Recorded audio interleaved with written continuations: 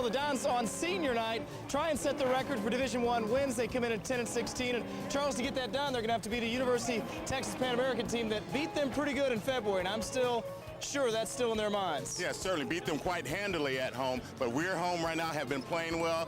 Got a loss the other night, but against a very good basketball team. Looking to change the tide tonight, looking for DeWitt Scott to continue his hot shooting, also to get Tyler Best going inside, and also the big guy from Jamaica, the Bahamas, going.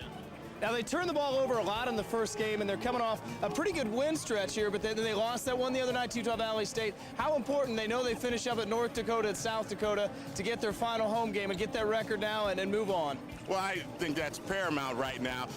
The Fife program has been going extremely well. To get that 11th win here at home where you, like you said, have been playing quite well, I think it's going to be huge this evening. And cutting turnovers, oh, you have to do that. Take care of the basketball, get shots, get good quality shots. And so IPFW will go for the record, and more importantly for Dane Five's team, go for revenge from that February 1st game. We'll be back with the call coming up from the Coliseum. I guess I'm like most kids. I work hard, I go to class, and I want a degree that's going to mean something. I had offers from other universities, but I wanted the best out of my college choice. I wanted a great education and the campus life to go with it. Student housing, Division I sports, I found it all right here at IPFW. Hey, this is my university, my life, so it's got to feel right. I'm really glad I chose IPFW. I love it here. Go to their website. Indiana University, Purdue University, Fort Wayne. One university, two great names. A college education should be more than textbooks and classroom learning. On this month's IPFW Up Close, we're going to focus on two very different but important aspects of a student's education. We'll talk with Professor Frank Balladino about his ongoing research with endangered leatherback turtles in Costa Rica. And we'll go in a completely different direction to get the inside scoop on intramural sports programs on campus and find out why they're so popular. Join me for IPFW Up Close Sundays at noon on CATV 5. It's IPFW Mastodon Basketball, live from the Allen County War Memorial Coliseum. Brought to you by College 5 Sports on My Network. Digital broadcast 33.2, Comcast 252.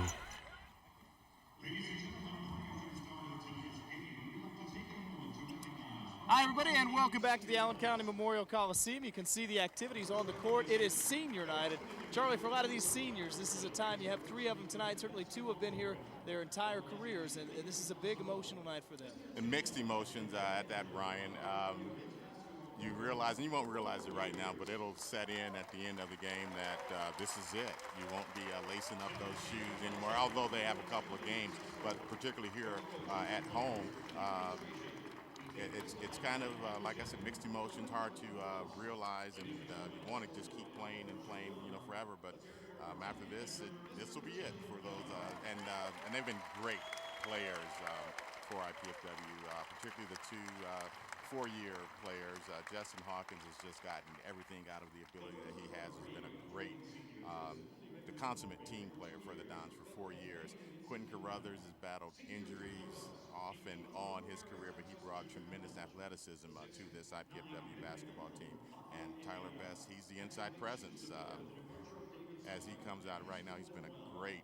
With his parents, and IPFW's done a very classy thing here. They've given their jerseys and, framed and very nice, something they can keep on their wall and remember those days. And, there's a good look right there of the festivities that are going on. And it's certainly, it's hard for a player to, I remember senior night way back in high school, you enjoy it, but then you've got to refocus pretty quick. Yeah, a lot of emotion going on. You have to play a basketball game. Yeah. You're walking out with your parents and, lots of, as you just stated, emotion going on, and then you have to refocus and play basketball. And then after that, you realize, hey, this is it. And Tyler Best the first. If they're going by numbers, we will see Quentin Carruthers coming out next to receive his jersey as well. And of course, we're not, so it'll be Justin Hawkins. It's always interesting to see him with their parents as well. Justin got the height in the family, there's no question. Great basketball player out of Garrett. And a good story. You talk about guys that never had that opportunity to play Division I and stay at home. And now that opportunity is here in town. And I think that Justin's just one of the many examples, hopefully down the stretch, that eventually you'll get some of those big-time city players that are staying here to play their college basketball. Yes, I believe the first, once IPFW went to the Division I ranks, one of the first local players to sign.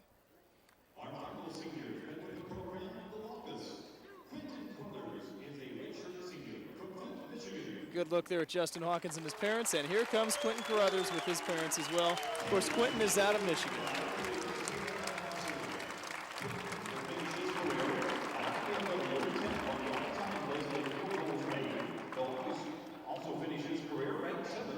It's interesting. You don't see any sign of Texas Pan American. They're going to use this as extra time, and oftentimes teams will try and avoid that, where they can be back and game plan and get ready to go.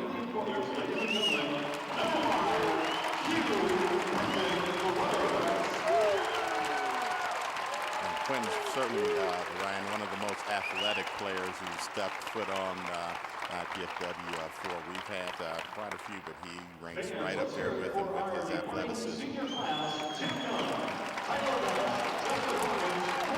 Nice round of applause from the crowd as well, and from their parents, and why not? These guys have done a great job, and senior night's a proud moment for the parents, but a sad one too. They enjoy.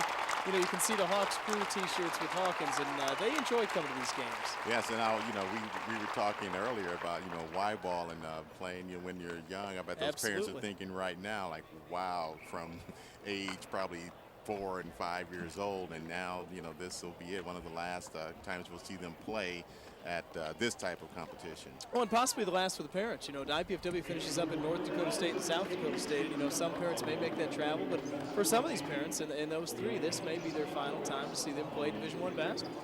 Yeah, then it's off to the industrial leagues. That's right. No, there's certainly for these three young men there, might well be some professional aspirations after the season. Things have really changed to the point where if you're not one of those standout major Division I players, you can play overseas. There are a lot of players that have done that. There are lots of opportunities, and I think that's a great thing. Certainly the pay as well. Yeah, no question about it. Now, here's the starting lineup for the University of Texas Pan American Broncos, or Bronx, I guess if we're going to be official. Paul Stoll will be the guard. It's Brian Burrell at forward. Dexter Schenkel, another guard, and Colin Lean, the big guy you got to watch in the middle. Hurt IPFW, and Julius Allgood. He's got a great basketball name. He'll start at the other forward. Some big guards, when you talk about certainly Colin Lean in there at 6'11", but they've got some pretty good size. IPFW, of course, when you talk about, Charlie, when you see a team and see him a few weeks later, how much of an advantage is it? Obviously, both teams are more familiar, but now Dane Fife knows a lot more about these guys once he's seen a matchup with his team. I think, Ryan, the actual advantage goes to the team that lost. Making adjustments is major in any situation, even within the game. But usually the team that does well, and if you beat a team pretty handily, you may not make as many adjustments as you need to, and that team that loses a game, even a close game, will certainly make the adjustments to make the difference. There's head coach Tom Schuberth, and here's the starting lineup for the Dons. By the way, 13 and 13 is what the Bronx come in at. Justin Hawkins will start at forward. Quentin Carruthers, of course, the other senior starting at guard. Chris Perkins at guard. Tyler Best and Jerron Burrows will start at forward as well, and that's your starting lineup for the IPFW Dons, who come in 10 and 16. We mentioned in the pregame, with a win, can set their record for Division I wins with 11. And this is a tremendous stage all set up to get that 11th hallmark victory.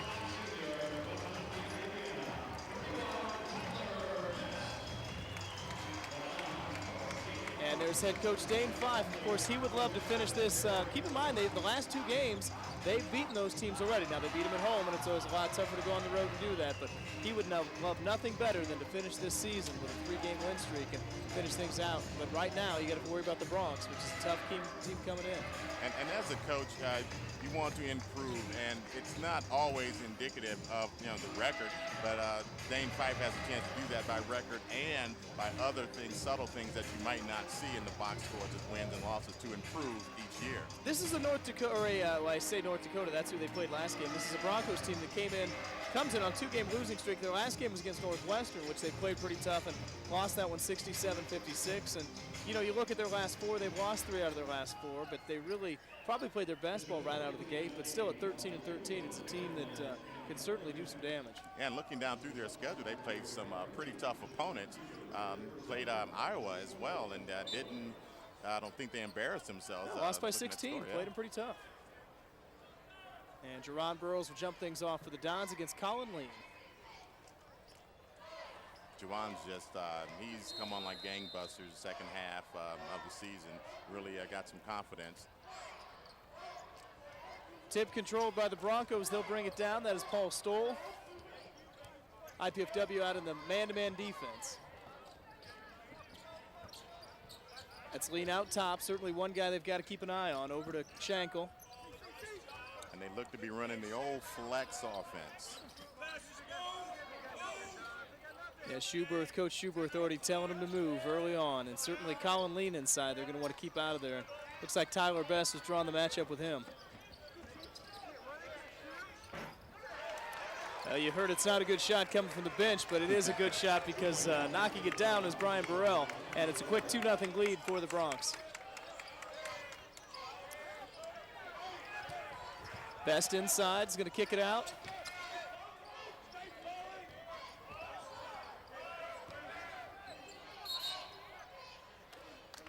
And Burrows on the floor, gets the foul. Looks like it went against Lean. We'll have to wait and see.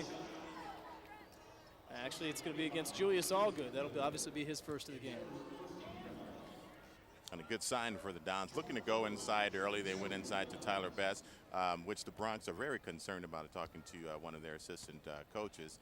But great to see the Dons getting off the snide, looking inside first, and then that should set up their outside shots. This has got to be a guy that concerns them as well, Burrows. He's probably one of the more athletic guys on the Dons team. He could score in bunches. Certainly earlier in the season he was coming off the bench and gets the start tonight. Misses both free throws though, and so back the other way come the Bronx. They've got a quick 2-0 lead.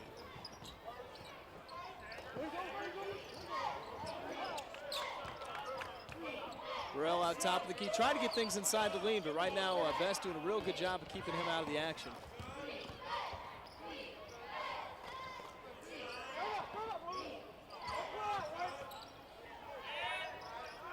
Paul Stoll kicks it back out. That's Burrell one more time. Now they got a better shot than their first possession, but the Dons clear it and coming back the other way. Here's Perkins. As you stated, Ryan, a better shot, but different result. Different result.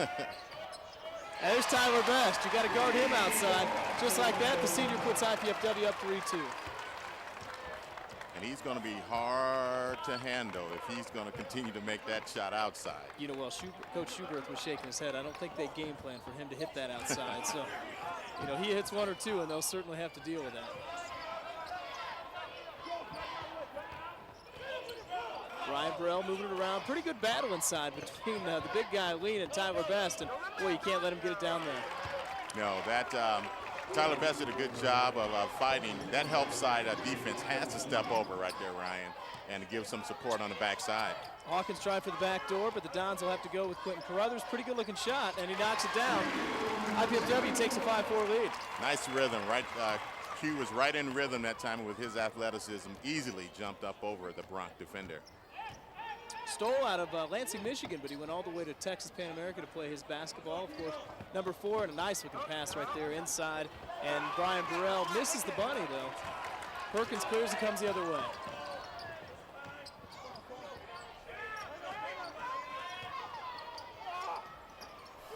Well, tough shot for Burrows, but you got to figure that's a shot if he gets it down low. They probably want him to take. Yeah, that's a good move, and as you stated, there would be some concern on the Broncos' part of him. Perkins pulls it back out. Best, who made a nice defensive play at the other end's going to fire it up again. Well, he's senior night. He's going to fire up the threes tonight. And sometimes making that first shot could be almost hurtful to a team. DeWitt Scott's going to get the early call for IPFW. There's Colin Lean. He's a pretty good shooter from outside, but that one rims out. Hawkins clears it, and here back come the other way, come the Dons quickly. Perkins from outside, 8-4 Dons. They've already hit 2 threes. Once again, right in rhythm. Perkins, rhythm is a very big word in basketball. If you can step into that shot in a rhythm, it's magical rhythm with each individual player, but Perkins looked very much in rhythm that time on the three-point shot. Yeah, they're going to get him inside. Colin Lean and Tyler Best really having a battle down there, and they're going to get Colin for pushing off down there. That's his first of the game. You know, and for a ref, it's difficult. When you've got two guys banging inside that are that big, there's a foul just about every play. Exactly. You can call it almost every time, you know, up the court. But apparently there was something there a little bit more than usual. Justin Hawkins out of the game. That'll bring in DeWitt Scott, and certainly that brings another weapon into the arsenal. When he scores, he can score in bunches. He's one of the best shooters that I've seen, squaring his shoulders and feet to the rim and a very quick release. Jakari Johnson gets it into Best, this time inside of the lane. And a pretty good looking shot outside, but off the rim goes Perkins' shot, and back come the Bronx the other way. They're down 8-4.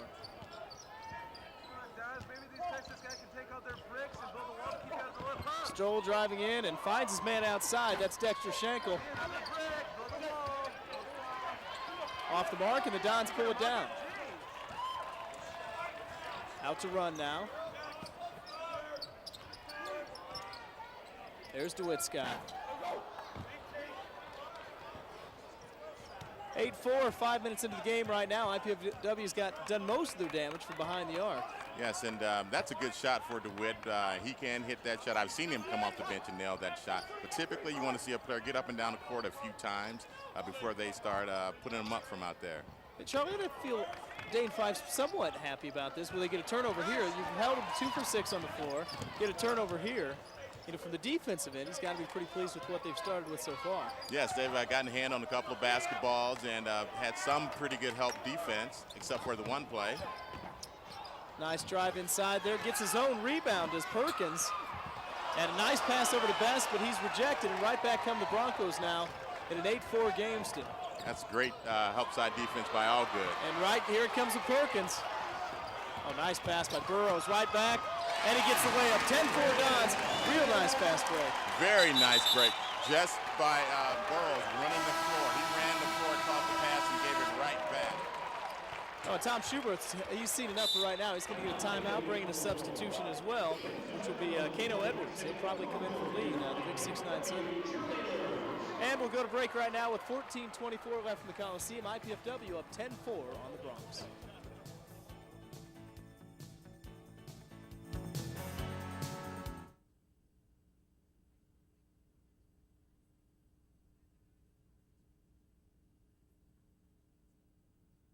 Diversity. I've gone away to a college where I get to live in my own apartment instead of living in a dorm room. I've gone away to a college that really isn't that far away at all. I go to IPFW. IPFW. I go to IPFW. To find out more about college life at IPFW, go to our website. Indiana University, Purdue University, Fort Wayne. One university, two great names. Diabetes is a killer. After I was diagnosed, I didn't feel sick, so I didn't listen to my doctor. Then it struck. I had a heart attack, then a stroke, and I was only 49. People with diabetes are 2 to 4 times more likely to suffer a stroke than people without diabetes, and many who survive are severely disabled. Don't let diabetes destroy your life. Learn how to reduce your risk of stroke. Call for your free diabetes survival guide. And welcome back to the Coliseum. Of course, join head coach Dane Five on College 5. It is the Dane 5 Show. Features highlights and insights on the Mastodons from coach and his guests as well. Mike Moss hosts the show. It's Wednesdays at 7, Fridays at 7 as well, and Saturdays at noon on Cable TV 5. Right back into action now. Bronx down 10-4, and boy, Coach Schubert does not want to see the jump shots. That's the one thing that you heard coming out of the timeout there. And I'd rather see a jump shot than that, but that's a great steal right there. And off the rim goes the shot from Jakari Johnson. But we talk about the defense now. I mean, not only have they held them to 4 points almost 6 minutes in, but 2 possessions in a row now. They've come up with the turnover. Yeah, they're passing. They're right there in the passing lanes. Well, DeWitt Scott the pass was kind of thrown right to him, but Jakari Johnson that time got his hand in the passing lane and made a very good steal. And right now the passes just aren't as crisp as they need to be, but the Dons on defense are disrupting the Bronx offense. Excuse me. Now, see, I would counter as a player. It's never thrown right to me. I just happen to be in the right spot. I'm sure that's what DeWitt would say. And Jakari Johnson gets the first one. Dons have opened up a quick 11-4 lead on the Bronx in this one.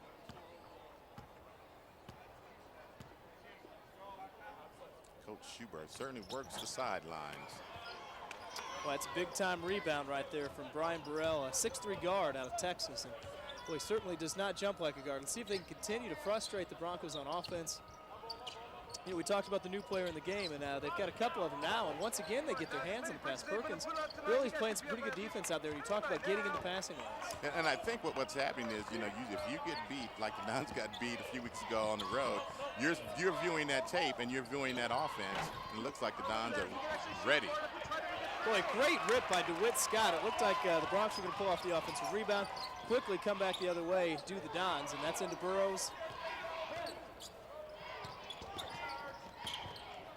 You're not going to stop Burrows very often in there. And just like that, the Dons are up 13-4, and that's where you want to see him get the ball. Well, a good job going inside out and then back in, reestablishing that post, Ryan. And once he reestablished the post, that defensive player relaxes for just a moment, and then you can get better position, and that's what happened that time with Juwan Burrows. Once again, a timeout from Texas Pan American. They certainly are not liking how this one's starting out, with IPFW holding a 13-4 lead. And boy, look at the pass right here, inside. And Burrows really just makes the move on his own. It's not like he was wide open, and Zach Trader, who tried to guard him, was just one step short. And that's what long arms and some athleticism will do for you. He got caught actually underneath the backboard, but with the long arms and the jumping ability, was able to jump back and actually made it look pretty easy. And that was, as you stated, not an easy look for Juwan Burrow. And you look back to February 1st, the Dons, ironically, if they score 70 or more, have yet to lose this year. And they're off to a good start with 13 points at the board, just 7 minutes in. They're 8-0, perfect 8-0 when they score more than 7. We hope that omen continues and the Dons stay on track. Well, the way they're playing defense right now, they're not going to need 70. We'll see if Texas Pan American, this is the guy that can shoot it right there. And right there is the guy we're talking about. That's Brian Burrell, the 6'3" guard out of Texas.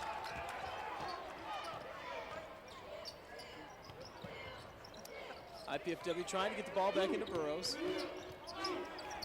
Well, it just doesn't seem like Trader's going to get the ball. No, the quickness is certainly, not there, and with the long arms that he has, he's taller than, what we list him at 6'7", 6'8", with those long wingspan. And Burrows is a guy that I saw early on that I was really impressed with his athletic ability, but he came off the bench quite a bit. And clearly, Coach Fife has really nurtured him along to the point that he's a guy that he wants out there and can score in bunches, and he does a lot of things well. And Trader gets him right back at the other end. Hard-earned bucket by the lefty, making it a 15-9 ball game. Here come the Dons. The thing is, Ryan, a lot of people don't realize when you come in from junior college, even you with a new team, and it's really, at least for a few games, great pass that time by Burrows. To Zelko Egerick, who's got the 3 seniors' names painted on his head. That's what you're seeing right there. He's got 4, 5, and 31 etched into his Great head. tribute. That's a great tribute. At first I saw the 4 when I came out of the floor, and then I realized what it was for when I saw the other numbers. And you know what? A better tribute is go in there and get a good bucket. And, well, boy, this is a pretty good battle already as Trader goes right back at Burrows. So those two are trading baskets now. That's a good-looking move that time by Trader. You sense that could be a big matchup with both guys. Oh, nice pass. There's Egerick. Nice backdoor play on the bucket to Chris Perkins. And, boy, as a coach, you got to love it. Oh, you got to love it. More than that. That's the old Princeton page right there. And Coach Schubert has to hate that you lose track of your offensive player by watching that basketball. Boy, pretty nice move again, but this time it's off the iron. And back come the other way come the Dons. That's Burrell once again with a quick trigger. And it's become Burrows against Trader, and that's what it is one more time. But this time he kicks it out. And the jumper's off the iron, and they're going to get Burrows for a foul on the over the back.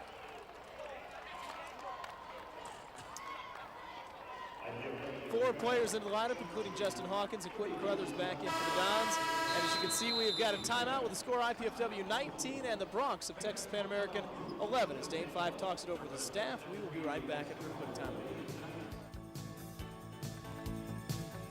That vote was all right. If she continues to spill product at a rate of 3 per hour, unit cost, say 60 cents. Factor in breakage, downtime, lost sales. You're looking at $2,400 a month.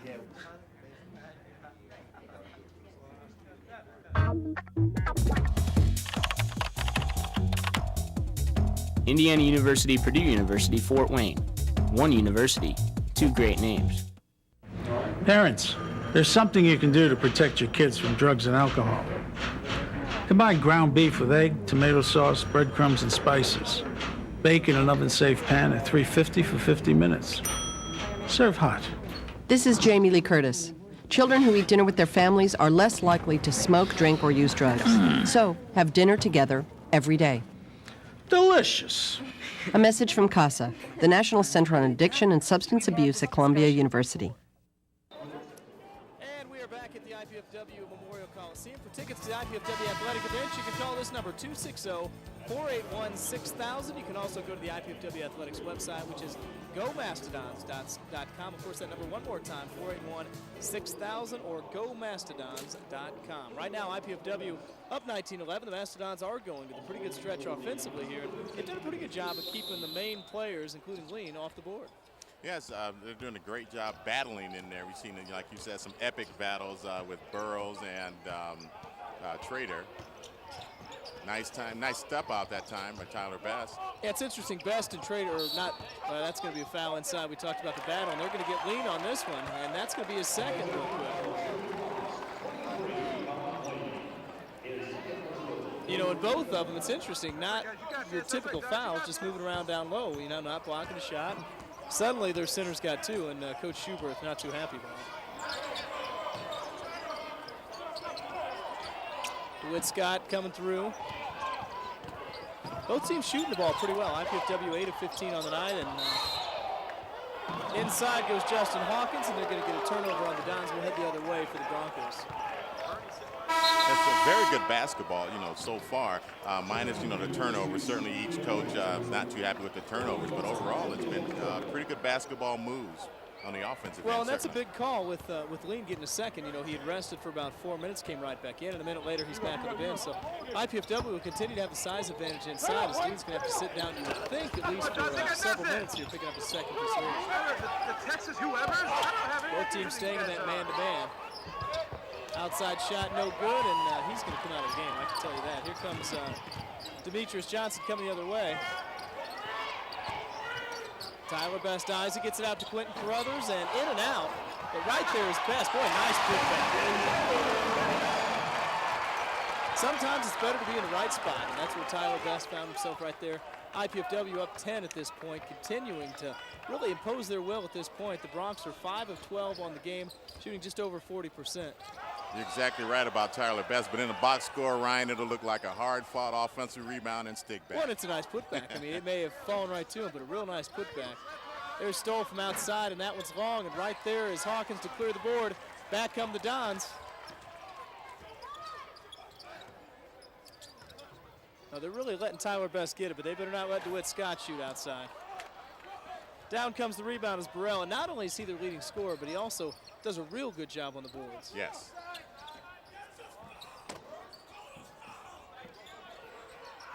Boy, they're continuing to battle inside. Another outside jumper, and you got to figure that's exactly what they want to see them do right now. You know, that translates to about 35% shooting. Right back the other way, though.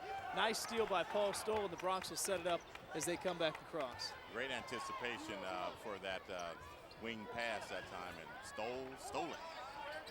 Oh, here comes Burrows and Lean going to come back into the game. So I guess Coach Schuberth feeling, hey, we're down 10. I better get my big man back in with 2 fouls or not. You know, it seems like the Broncs are settling for that outside shot, and IPFW is certainly content to let them do it. Oh, certainly, and they seem to have a little bit of a size advantage, but if they're content to taking that outside shot, I'm sure, as you stated, the Dons will give it to them. Yeah, that's a much better shot for them, but away with the rebound comes Demetrius Johnson. The Dons are back the other way. Well, the Dons have opened this lead without the shooting skills of DeWitt Scott. Yes, he's had some good looks and just hasn't nailed them down. That's going to be they got the block, but you got to wonder which way that's going to go. Oh, yeah, that's the toughest call for any referee to make, Ryan. And that time, the referee kind of bailed Demetrius out that time. Didn't really have anywhere to go, and I think he could have made that pass without leaving his feet. We're due for a TV timeout. IPFW 21, the Broncs of Texas Pan American 11. We will be right back from the Coliseum with more of Dons basketball.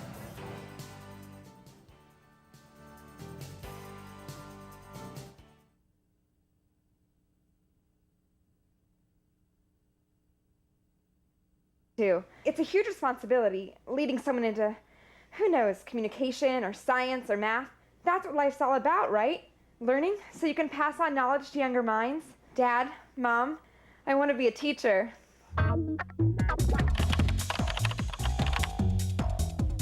Indiana University, Purdue University, Fort Wayne. One university, two great names. Life is good, but with a master's degree from IPFW, it could be even better. You could land a promotion, earn more money, become a leader in your field. And IPFW makes it easy. With affordable tuition, night and weekend classes, and more than 20 graduate programs from business to education to public affairs and more. Become the master of your future. Indiana University, Purdue University, Fort Wayne. Your graduate university. Getting plenty of advice, but not enough facts? Visit saveandinvest.org. No confusing advice, no sales pitch. Just unbiased information and tools to help you manage your money with confidence. Saveandinvest.org. And we're back to the Coliseum, 21-11, 7:57 to go in the game. The Dons just triggered one out of bounds, so they will trigger from the exact same spot. Trying to get an easy one here, but clearly that's a little harder to do as you go up. But Quentin Carruthers will take that, but away comes Lean with the rebound. He's got two, but I guess Coach Schubert figured, the way this one's going, and he's pretty frustrated. He's got to get it back in. The 3 words he had for him, Charlie, were drive the basket. Right, and but on the other end, if you're the Dons, you have to be thinking about at least going at him. Well, a nice job of Burrows getting out on the shooter. And inside, Zelko Egerick getting muscled down, and that's Lean, the big man, who will go to the line shooting 2. Yeah, and a smart move. If he has 2 fouls, you got to get the mileage out of him while he's out there on the court. So I'm sure Coach Schubert said, let's go inside to our big guy. You talk about the Dons' defense. They've held them to 33% shooting. They've forced 5 turnovers. If they can continue that, clearly they're going to come out on top. You got to figure the Bronx will continue to bang it inside the Lean. And I think Coach Fife and his coaching staff, deserve some credit. I'm sure they've watched film and made many adjustments. Once again, having lost to this team a few weeks ago. Well, that's what you mentioned before, that it goes to the losing team and it goes to a coach like Fife. And obviously they scout him so much. He knew about it before they played in February, but now he knows how they match up more with his personnel. And on a few of the plays, Ryan, they seem to know exactly where the Bronx were trying to go. With the steals, getting in the passing lanes and getting out there on the pick and roll, that must have been something that hurt them quite a bit up in Texas. It's interesting. We talk about Lean getting right back in the game, and he is right back on the bench. And right there's a good-looking jump shot by Chris Perkins. And the Dons now with their biggest lead in the game at 23-12.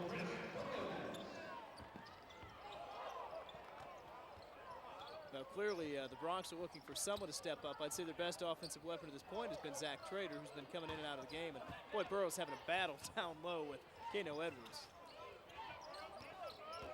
There's the help side defense you were talking about. But there is no help for the leading scorer, and that's Burrell outside for a 3-point shot. He's got a nice-looking shot there. Speaking of nice-looking shots, Quentin Carruthers into the lane. For a lot of guys, that's not a good shot. For Quentin Carruthers, no problem. He jumped right over his defender at that time and lofted up the soft jumper with the right hand while going left. Get our first look at Pat Lepper, who, of course, is the guy from Jacksonville, Florida. And right back come the other way come the Dons, and away with it now they come. And, boy, nice fast break. And Quentin Carruthers off a nice pass from Jerron Burrows. Nice look off that time by Burrow and did not get the charge.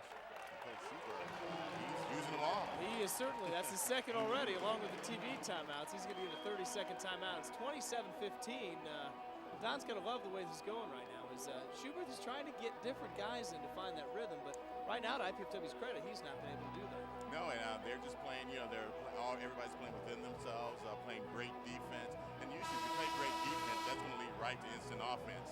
Kind of a wild play here, bounces off his head, and right there is Burrows. And, the great play about this, he's not a guard, but how about that? Trader tries to take the charge, and that's a big-time move right there. Yes, it was, and the referees certainly weren't going for the flop there. That wasn't, wasn't enough contact, and the ball had already been released. And so great look off that time by Jerron Burrows. Typically, you wouldn't want him in that spot. You'd rather have him filling that left or right lane. But but now he's going to be saying, see, Coach, I can run the break. Our first look here at Danny Puente, who will come in and run the offense for the Bronx. And look at Burrows. That's what I love to see. He makes a good play on the offensive end. Now he's playing good on the defensive end. Not that he wasn't before, but you got to battle down low the way these guys are battling. And he's going to pick up a foul on this one. Well, between Kano Edwards and Colin Lean and Zach Trader, you're going to have some bruises by the time you battle those guys down low. Because they're not giving up their post position easy at all. They're fighting and reestablishing that post. And to the Dons' credit, they're battling right back. And so Edwards, the 6'9" senior out of Bridgeport, Connecticut, knocks down the first one to get this lead back down to 11.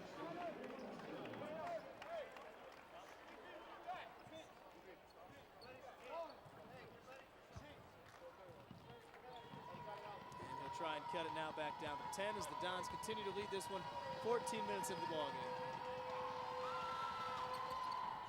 And he gets both. And we have Tyler Best coming in for Juwan Burrows as he picked up his second foul.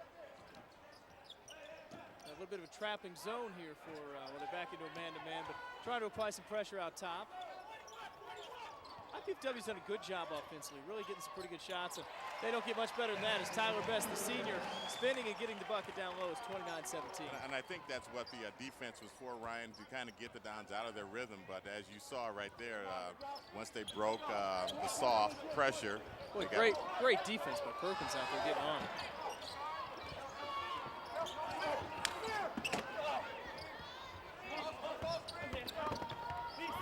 There's Best and there's Puente. We'll get his first look at the jump shot out there. Pretty good crash by Chris Perkins, but it's going to go back the other way as Coach Schubert is glad to see that. Bronx are triggered from underneath their basket. Drawing some boos from the crowd here at the Coliseum. They didn't get a good look from a three-point there. I'd like to see Tyler Best step up on the help. He did step up for the help, but he was about a step late. If he gets out there a little sooner and out a little further, I don't think that pass even gets across court.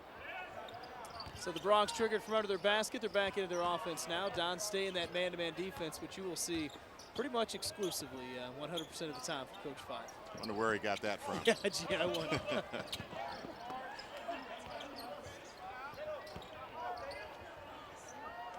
Bronx trying to work the ball inside, and they finally do get it. And that's why they do it, because they draw a lot of fouls. And that's going to be on Zelko. And, boy, you wonder. Not a lot of contact. No, and he was there. But what you like as a coach, you got the foul. Your problem that time, certainly if there is a problem, with the referee, because great job that time by the big fella getting over where he needed to be for help side. And that's going to be a second as well. So all of a sudden, a minor foul situation for Coach Dane Fife. 2's not a problem, but when you're two big guys, that creates a bit of a problem. And we'll see Hawkins come right back in. I would guess he is coming in for the big man from Croatia.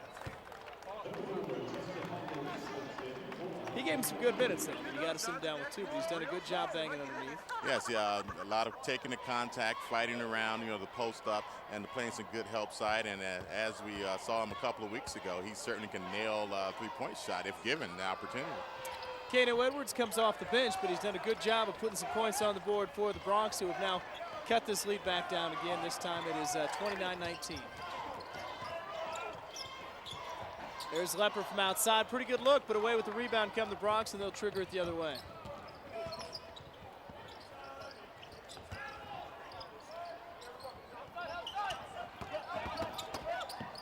There's the help, and it does it just in time. And back the other way come the Dons. As boy, player down, it's Justin Hawkins. We'll see if he can get back up, and he's limping down pretty bad. He'll get through this play. We'll see if he can continue on for the Dons, who lead it by 10 with just over 4 minutes to go. Danny Puente put some good defensive pressure on out there. Yes. Now they get the 5-second call, or did he get him for the travel? No, Coach Fife called a timeout, I do believe. He did, right before the TV timeout. It's 29-19, a 30-second timeout for the Dons. We're going to bring it right here and stay right here. The Dons have shot 54% from the field, which you got to be pleased with that. Oh, they're getting great quality shots. If you're a coach, you're like, hey, guys, on offense, their pressure hasn't disrupted us. They haven't done much to keep us out of our offense. We're getting good quality looks. Even the misses, the three-point looks haven't, from the beginning of the game, we haven't made a lot since, but the looks are good. DeWitt Scott's had a couple of good looks. Lepper just had a good look, but we just haven't nailed him down.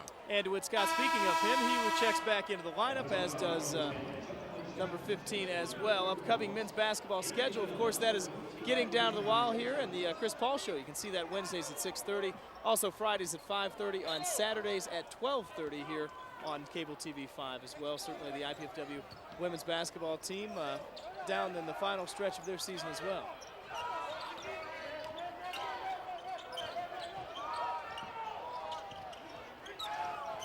There's the outside look, and it's cleared away. Demetrius Johnson, the player out of Cleveland, Ohio, got a pretty good look, but he can't knock it down, so back the other way come the Bronx. He just checked in on that timeout, as did DeWitt Scott. Yeah, once again, the look was there, just not getting it. So the Bronx will try and get something inside. They've had to settle for a lot of field goals outside. That's Dexter Schenkel. He'll give it up to Puente and back to Schenkel. And they'll get Zach Trader with the turnover, which will be number 6 on the Bronx. And that will bring us to our TV timeout. 3:25 to go. It is 29-19 IPFW. We'll be right back.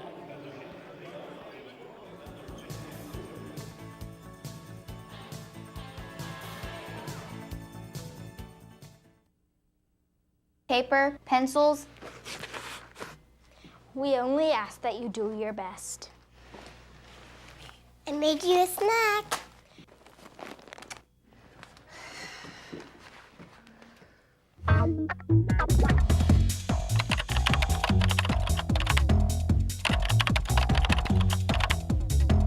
Indiana University, Purdue University, Fort Wayne. One university, two great names. Warning, ruthless invaders are among us, and the future of fishing depends on stopping them dead.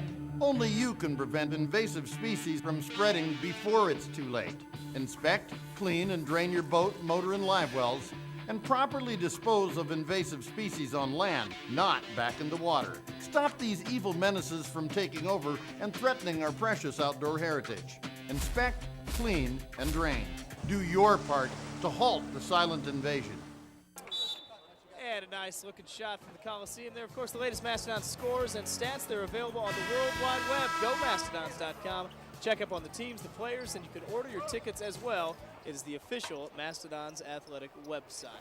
And it's 29-19 right now, just 3 minutes to go, and certainly 17 minutes into this one. Coach Fife has got to be very pleased with the effort his team's brought out. Yeah, they've come out as we suspected. Like most senior kids, night, I work back hard, I go to home class, in the friendly and I wanted to confines. And DeWitt Scott, certainly one of the Dons' biggest threats offensively, is yet to get into the action. He's had 2 good looks we talked about, but has not been able to knock either one of those down, and that's going to go the other way. They're going to get the traveling call on Demetrius Johnson, just the 3rd turnover for the Dons. And the point you just made kind of looks even more to the positive side with DeWitt Scott not contributing much offensively at all right now, and you're still up 10 points, so you have to feel pretty good about that. Pretty good about that, yeah. And it looks like they're going to keep Lean on the bench and get him to the second half with just 2 fouls, so certainly that'll help the Dons. He's not been much of a factor at all on this night, but right now the Bronx looking for some other offense. They get it inside to Zach Trader. He has been a little bit of a factor. Pretty good movement so far on this possession from the Bronx. Trader might have got away with the travel, but it's going to go down as a foul for the Dons.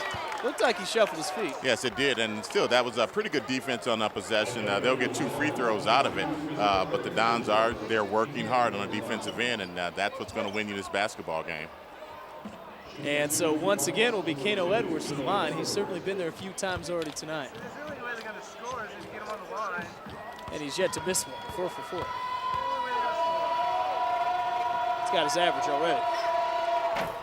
And he is over his average, 5 for 5 on the night. And certainly, that's the kind of thing a college coach looks for in a player, is that you've lost your big man. A guy like Kano goes in, and he's not exactly one of their bigger men down there, but bodies up. Yeah, his length and athleticism is right now giving the Dons a little bit of trouble inside. 6'9" senior is now 6 of 6 on the line. He's already 2 points above his average. Back come the Dons. The lead has been cut down to 8, and a great pass inside. Boy, that's answered. All of a sudden, they trim it down to 8, and a good-looking pass into Chris Perkins. And the thing, Dons have pretty big, strong guards. Perkins is a big, strong kid. Johnson, both Johnsons, Demetrius, as well as Jakari Johnson, big guards. Boy, 18 minutes into the half, pretty good effort so far by the Dons. They could use a stop right here. Tyler Best jumps out, but they do leave the big man open, and they can hit the foul shots, but not on that one. DeWitt Scott gets the rebound, but it's going to go back to the Bronx as he cannot control himself anymore.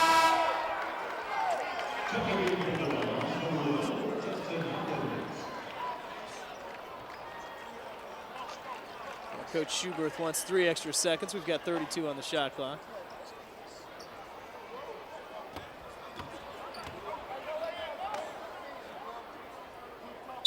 Always interesting to see the battles as the Bronx are trying to get some more calls here, but they did get the extra 3 seconds. They'll have all that. We'll see if they use it all or not.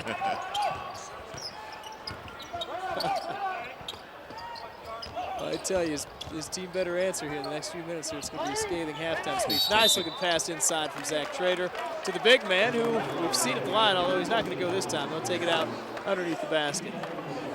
And I'm not sure if that working a referee is going to work or not. No, I don't think it will. But, you know, eventually it does if you weigh on it enough, and you've got a point.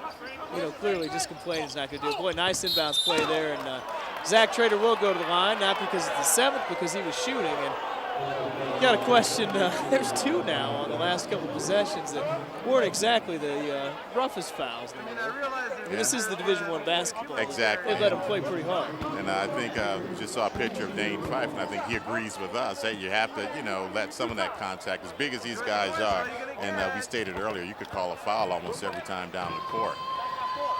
I tell you, the Bronx have stayed in the game at the foul line. They're now 8 of 9 as Zach Trader knocks that one down. Of course, most of it is done by Mr. Kano Edwards, who is 6 of 6. But 8 of 9, if he hits this, they'll be 9 of 10 and a 90% clip, and maybe possibly cut this down to 8. Don's coming back here at the half. I got nothing to shoot down here. And that's what you do, and if you're not shooting the ball well, not getting a lot of opportunities, you have to drive the ball to the basket or go inside, and to their credit, that's what the Broncos are doing right now, to at least hang around in this game. And Puente stayed in the game. I think Coach Schuberth probably pretty pleased with the defensive effort he's bringing. He's not brought a lot offensively, but triggers the offense and plays defense. The Dons looking for a good shot. It'd be nice to get to Whit Scott open for him. Dons shooting 54% from the field already this half, which tells you they're getting pretty good looks.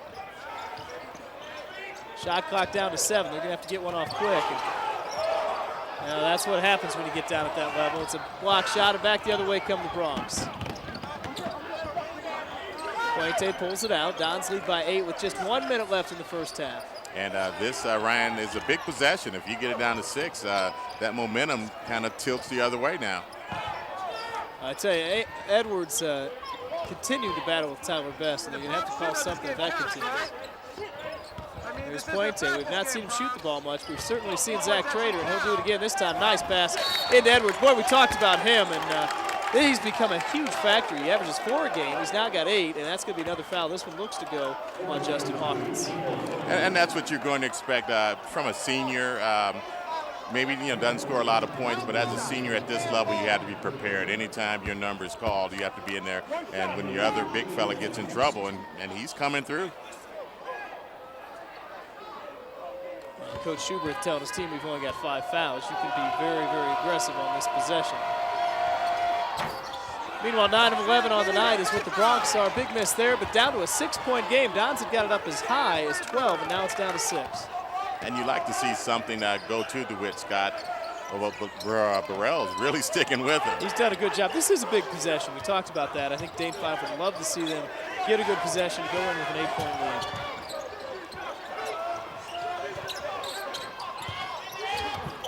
Tyler Best inside, got ripped by Puente, and back come the Bronx. They'll get the final look at the first half now. They get a chance to cut this down to 3 with a 3-pointer. They're down 6. There's Puente driving. He'll kick it off. Zach Trader. And they finish big time in the half. And certainly Coach Pfeiffer is going to work over the official right now. It is 37-31, and a 12-point lead has been cut in half. Even more than that now, as it's a 4-point lead, as Dane Fife pleads his case into the locker room. Yeah, he is certainly working him over, trying to set himself up for some better calls, for that same call for the Dons in the second half. 18 minutes of solid basketball, but back now are the Bronx to within 4. We'll take a break here on College Access 5.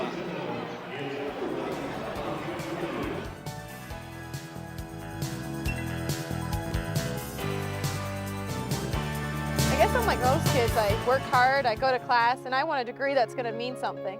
I had offers from other universities, but I wanted the best out of my college choice. I wanted a great education and the campus life to go with it. Student housing, Division I sports. I found it all right here at IPFW. Hey, this is my university, my life, so it's gotta feel right. I'm really glad I chose IPFW. I love it here. Go to their website. Indiana University, Purdue University, Fort Wayne. One university, 2 great names. Nothing gets my blood pumping more than a packed stadium, fans cheering, and the swish of a perfect basket. When I was diagnosed with colon cancer, it became an eerie silence. Early detection helped me, and it can help you too. Today, colon cancer can be treated with minimally invasive surgery, which will get you back in the game sooner than open surgery. I want you to meet my friend, Dr. Michael Harris, who's joined me in the fight. Good one, Coach. Each year, more than 145,000 Americans will be diagnosed with colon cancer. It's the second largest cancer killer in the United States, but it doesn't have to be. Colon cancer is preventable, treatable, and if found early enough, beatable. If you are over 50 or have a family history of colon cancer, speak to your doctor, get screened, and understand your treatment options. Heads up, Coach. Visit mybluestar.org and pass it on.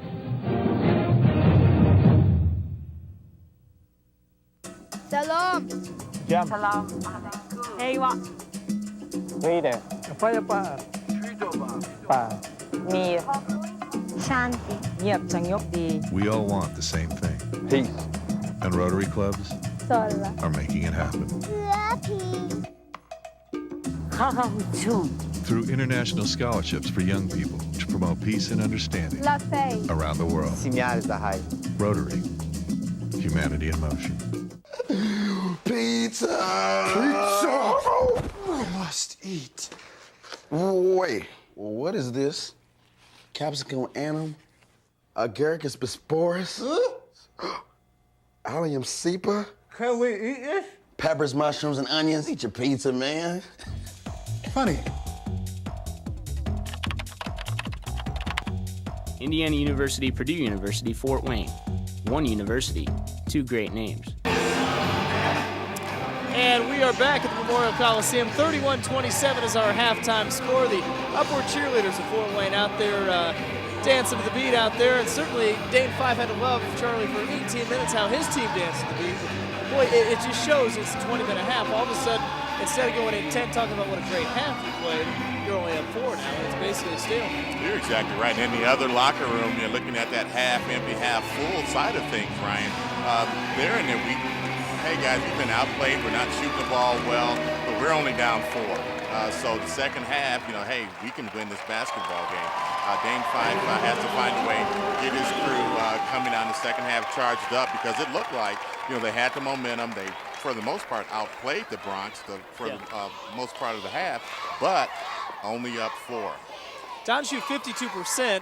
The Bronx shoot 37, but one thing that would trouble Dane Five on senior night especially, you've been beat 9-1 at the foul line. I mean, IPFW only 1 for 4, and certainly the Bronx have made every bit of momentum out of theirs, 9-11 from the foul line. And that's what you do. When you're not shooting the ball particularly well, your big guys out, you have to find a way to get points. When your scorer is out, you have to drive to the basket, or go inside, and that's exactly what they've done, particularly with Kano Williams. Kano Edwards, he's had quite a...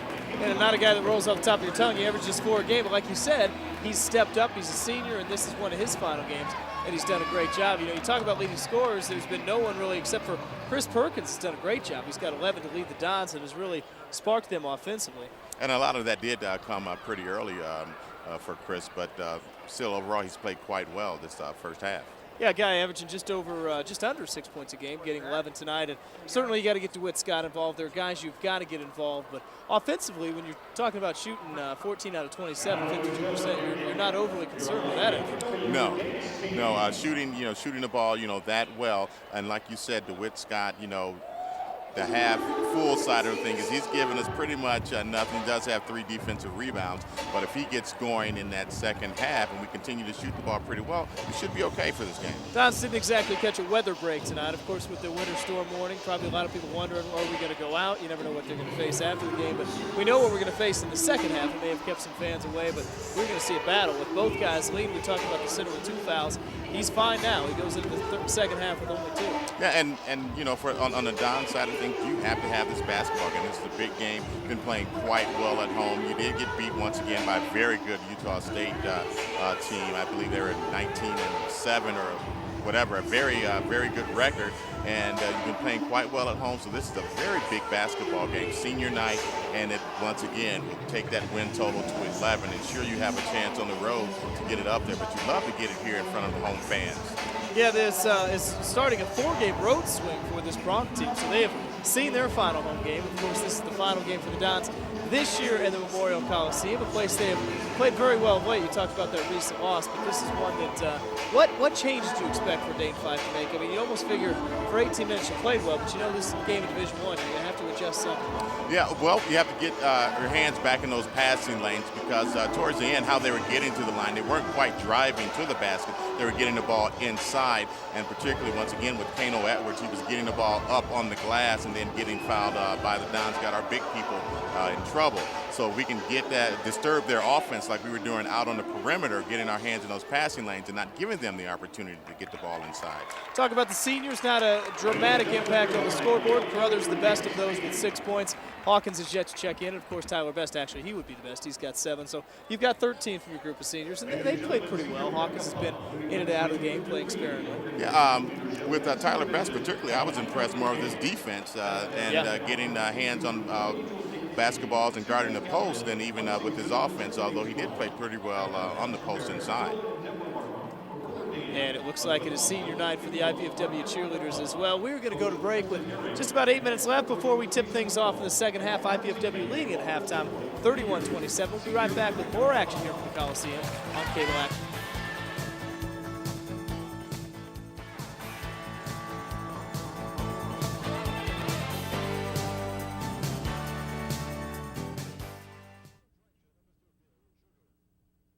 Size is small. I've gone away to a college with a beautiful campus. I've gone away to a college that cares about diversity. I've gone away to a college where I get to live in my own apartment instead of living in a dorm room.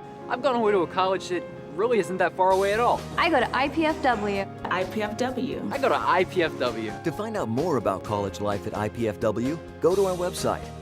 Indiana University, Purdue University, Fort Wayne. One university, two great names.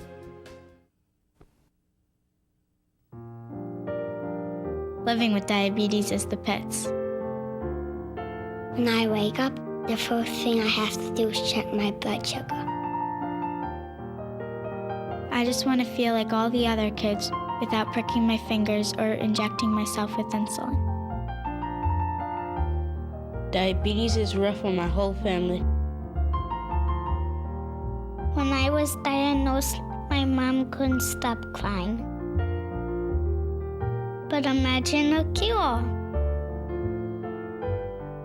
Right now, as many as 3 million children and adults are living with type 1 diabetes. They will never outgrow it. Some will face complications like kidney failure, blindness, and heart disease. That's why the science the Juvenile Diabetes Research Foundation is supporting is so critical. Imagine a cure. Congratulations on the promotion. I hope you're saving the extra money. You gotta put it in stocks. If you want to get ahead. No, buns. And CDs. Way to go. Get it balanced. Stick it under the mattress. Getting plenty of advice, but not enough facts? Visit saveandinvest.org. No confusing advice, no sales pitch. Just unbiased information and tools to help you manage your money with confidence. Saveandinvest.org.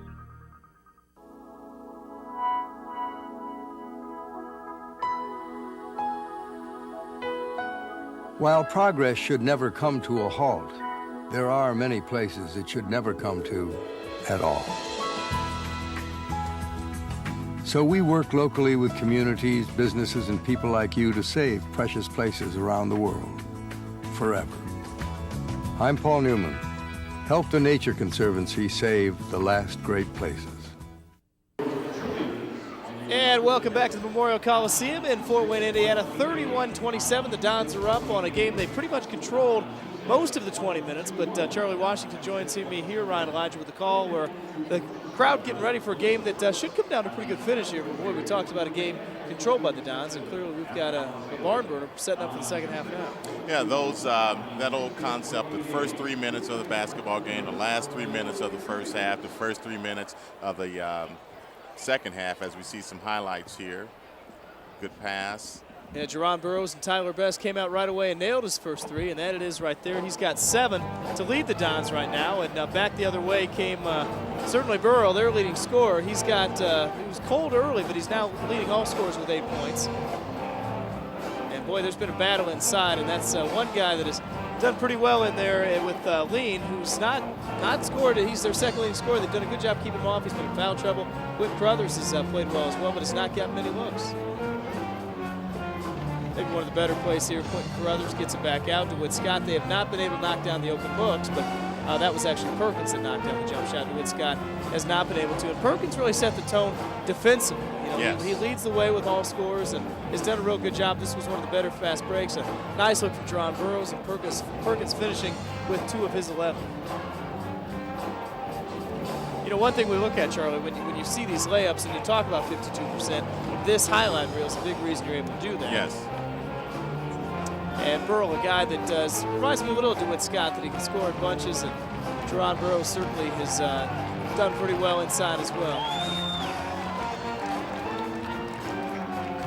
And there's Zach Trader, who is a guy that they banged down with as well. They've got really 3 big men down low, and Trader and Burroughs has been most of the battle underneath, but Zelko Egerick, you can't forget him down low, because that's what's going to happen right there. And Trader one more time for 2 of his points off the board right now. Maybe one of the better plays. Zelko Egerick backdoor to Chris Perkins. Great pass that time and great cut that time by Perkins as well. Neither team shooting particularly well from outside. 2 of 9, 2 of 7. Tyler Best, that's that good finish we talked about down low. And Perkins says, I can take you down low as well, but if he's going to get the point guard down there, he's going to score on him. Yes, he's big and strong point guard. As I stated earlier, the Dons have big guards and can go down low. Jerron Burroughs got one off his head. And this is the nice finish right here. Look at the no-look pass. That's his second. Trader was so Beautiful confused assist. he couldn't even take the charge on that one. And another big-time bucket there as well. We look at the halftime stats. We talked about the field goal percentage. That doesn't jump out at you. I guess if you're Dane 5, the 9-to-1 free throws might jump out at you a little bit. Everything else is pretty even. Yeah, and the Broncos just took advantage, or the Bronx took advantage of those last 3 minutes, that 3-minute stretch where the Dons had a strong hold and control of the basketball game, but just lapsed just a little bit, and the Bronx got to the free throw line. Puente took some, made some pretty good passes and made some pretty good defensive plays as well. All right, we are just a couple minutes away from coming back. There are your leading scorers. Chris Perkins leading everyone with 11. Very balanced effort. You can't get much balance than that for the Bronx. Their leading scorers all have 8. We'll be right back with more here on KTV5.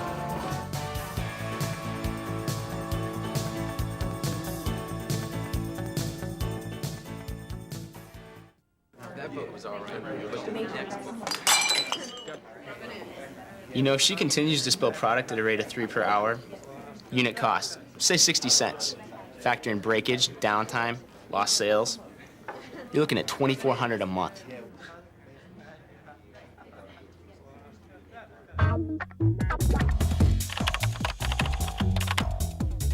Indiana University, Purdue University, Fort Wayne. One university, 2 great names.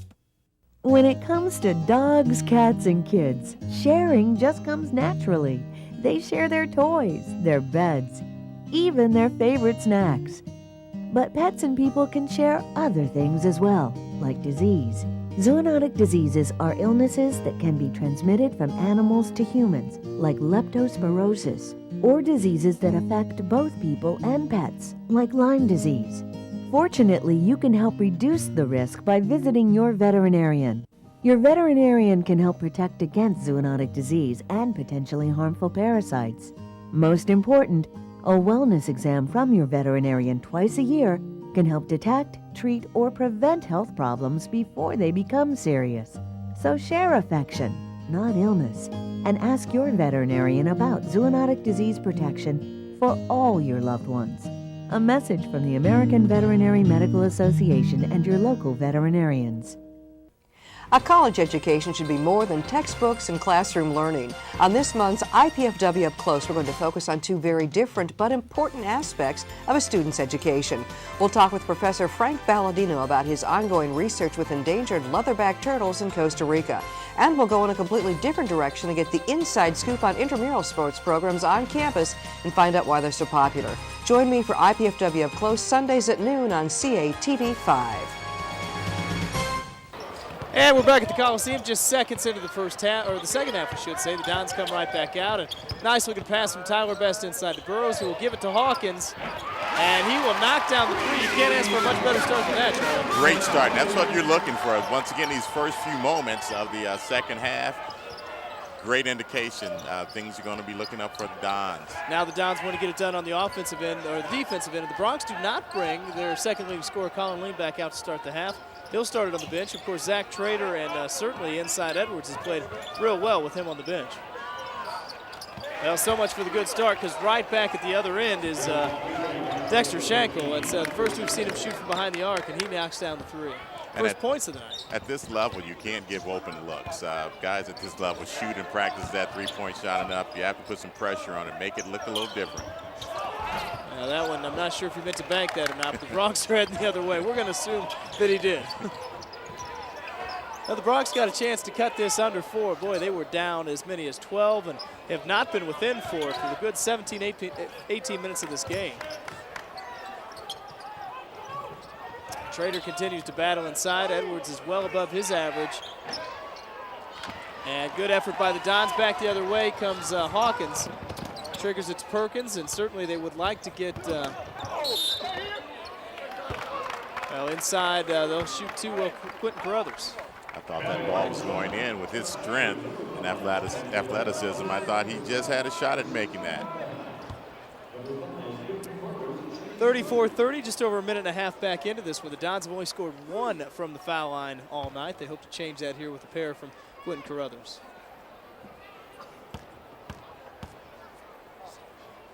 You know, we talked about it's interesting, Charlie. Not one guy on the Dons starting lineup averages double figures, which is a good thing and a bad thing. You don't have that go-to guy, but you do have a very balanced effort you can go to. And back in comes the big man, Colin Lean, for the Bronx. Yes, on one hand you can say, well, the defense can't key on any one particular player, but I wouldn't mind penciling in 20 and 10 for one person every night. I bet Coach Fife would love to pencil that in. In fact, he'd write it Nick if he could get every night.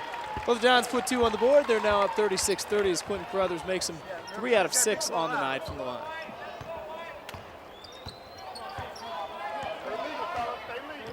Now see the Bronx trying to get a set play and get off a shot here. We'll see if they can pull that off or not. Tyler Best out there guarding Lean. It's been a pretty good battle. Lean has not been much of a factor offensively in this one.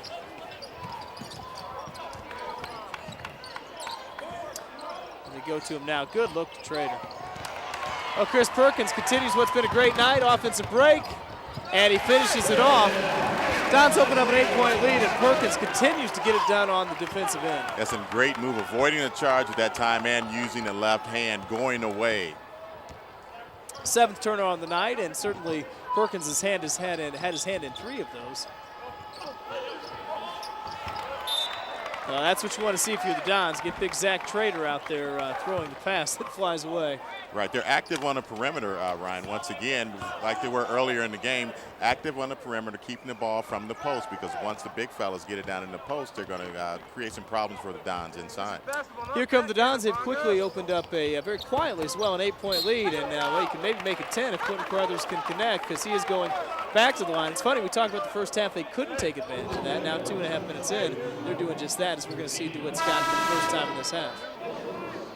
And it's very big to get DeWitt Scott going. And once again, with Quentin Carruthers, his athleticism is able to match up, and that's what you need at this level. You have to have athletes. Yeah, they call that foul on the floor, so the Dons will trigger it underneath and will not go to the foul line. 38-30, Dons in control, looking for a good possession, get right back to a 10-point lead, and certainly Coach Fife would like that cushion, although at the Division I level, that is not a real big cushion. No, not with that half circle out there. Well, good look from Burrows, and that's going to be the 3rd on Lean. Turns out to be really a pretty good miss. Yeah. You know, he pads his stats with a rebound and gets the 3rd foul on Lean. Now that's going to be the end of Colin Lean for a little while, as back into the game we'll check in Edwards. But even with him on the floor, he's been relatively ineffective, and Kano Edwards has been quite effective while he's been on the floor. So I don't know, maybe that's a blessing in disguise for the Bronx. It could be. They've been coming in and out for each other, but he leaves him in. He takes Zach Trader out, so he's going to leave his big man in. This is probably the biggest lineup we've seen from the Bronx tonight, with both those 6'9" and 6'11" centers in the game. And just like that, the Dons are back up against 10 as Burrows gets both free throws. And boy, that's a good trip. You get the third on lead, you get your 2 points. Yes, and once again, those first 3 minutes of the second half, Dons have handled their business. Well, Tyler Best has just done a great job on Colin Lane. You know, he's not exactly Michael Jordan, but he averages 12 a game, and that's a good part of their offense. And what happens is you get him frustrated, throws the ball away. Yes, and right now you mentioned frustrated. As we looked at his body language, he was just deflated once that ball went out of bounds. And maybe that snowball effect can come into effect for him, and he can continue to not have a good evening. It was not a good last 2 minutes for the Dons, but they have come out very strong here in the opening few minutes of the second half. Jerron Burrows on the drive. He's got a pretty athletic defender on him, though. Dons will be content. They've got 15 on the shot clock. Perkins has been a big effort tonight, and that's Burrows inside, and you got to like how he follows it. Don't get it the first time, go right back up. Yes, he's had a couple of shots like that. The defender's got a hand on it, but he keeps the ball up, and it comes right back to him, and he doesn't bring it down. Very important for young people in particular. Do not bring the ball down when you're in that post. Yeah, they're going to get the battle inside. That's going to go on Jerron Burrows. He doesn't agree, but they rarely do. He's got 8 on the night. He's done a good job trying to explain to the ref what he saw, or what he felt more like it. Yeah, I like when the players look to the coach like, you know, the coach might be able to change the call. Yeah, that is the third on Burrows, so certainly he's giving them some good minutes. And, boy, the problem is right there, he's got no defense inside for Lean, but Lean misses it. Back come the Dons, and suddenly they're up 12 with the ball, a very big possession you would think for the Bronx. They're in danger of getting dangerously out of this one. Well, it sure looks like a jump ball. Dane Fife 4 feet out onto the floor, trying to figure out how in the world that can turn out to be a foul, but that's what it goes down as.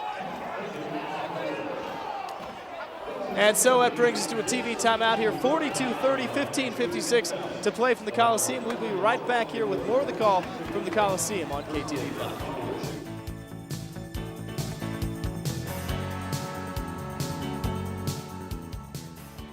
Mom, Dad, you know we love kids, and I've made a decision that will totally change my life. Cameron's too. It's a huge responsibility, leading someone into, who knows, communication or science or math.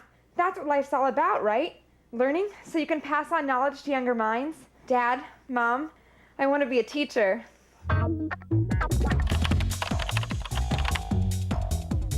Indiana University, Purdue University, Fort Wayne. One university, 2 great names. Life is good, but with a master's degree from IPFW, it could be even better.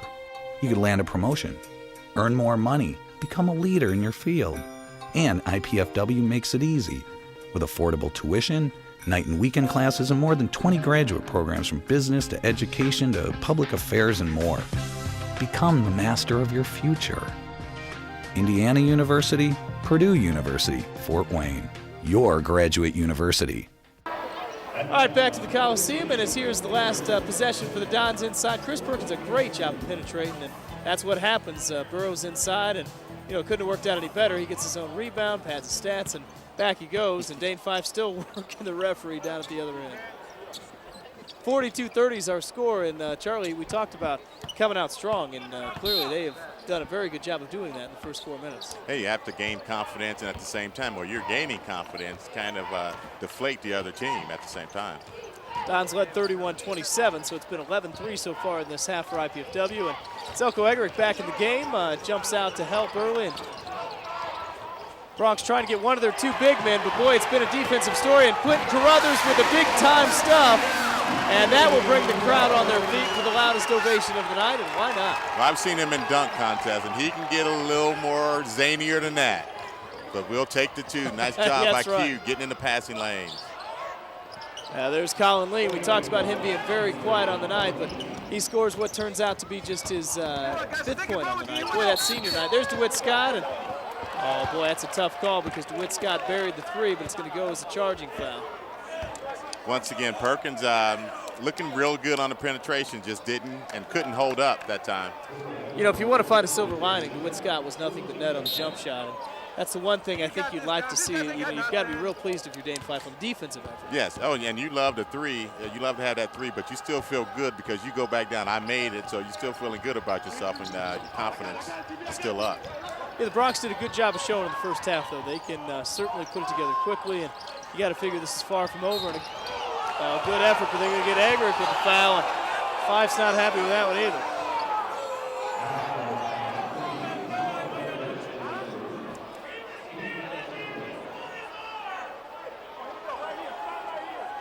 And the Broncos will trigger it down low. Oh, to be a college ref. No kidding.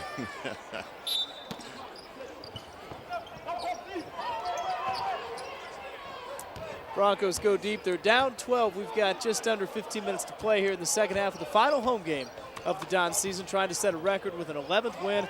It'll be a Division I record since the Dons have been Division I. They're, of course, 10-16 on the year, and they won 10 as well last year.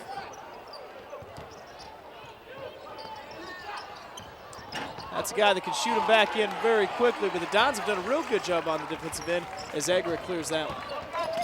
Yes, not many second chance opportunities for the Bronx. There's DeWitt Scott. It's not quite the look he got before, that's for sure. No. Made him adjust his shot just a little bit, and that's what you have to do at this level. If you give an open look, guys are going to drain it. Yeah, for most guys, it's probably not a good look, but now they're going to get Edwards. We talked about that battle down low, and you can call it a lot. This time they get Edwards on the offensive foul.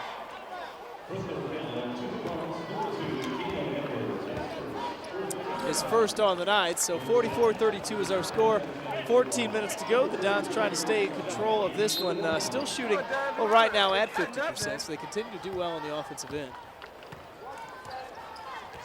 Remember, Pan Am's in their name. They like to fly around and crash into stuff. That's about it. And they're going to get the reach-in foul on Jonathan Chapman. That'll get his name in the book, the senior guard out of Chicago, Illinois. Not a great way to get your name in the books. No, it's not.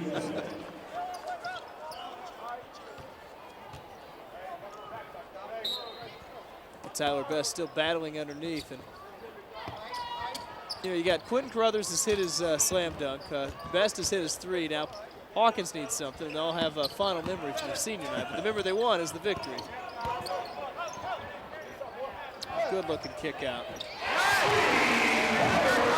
Nice, and you call that right before it even happened, Ryan. Good pass, and Perkins stepped right into that shot with rhythm. Well, that's what you expect from your senior. He draws the defense, finds the open guy, and Perkins continues to give the Dons a very good effort offensively. He leads all scorers with 16, but right back is Lean, who's now quietly getting himself back in the game for them. Averages 12 points a game. Dons still lead by 13, have the ball. It's their biggest lead of the night. After they saw right at the end of the first half, their biggest lead whittled down to just 4 at halftime.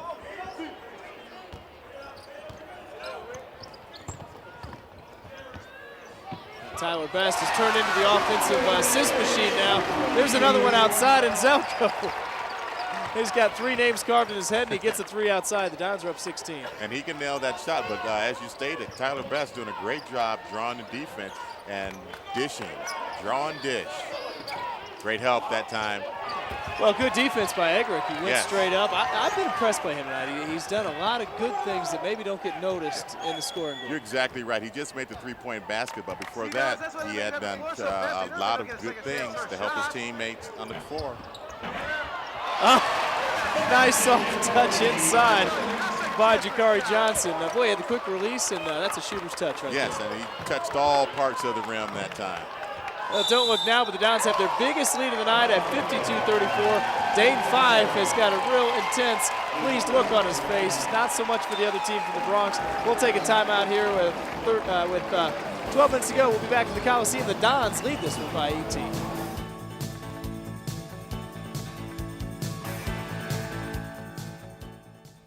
Do you have everything you need? Paper, pencils? We only ask that you do your best. I made you a snack.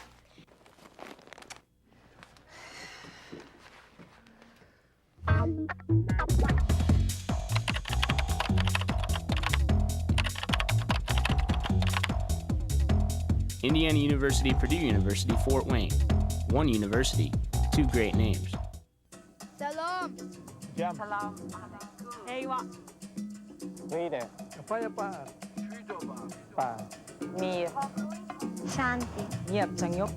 all want the same thing. Peace. And Rotary clubs are making it happen.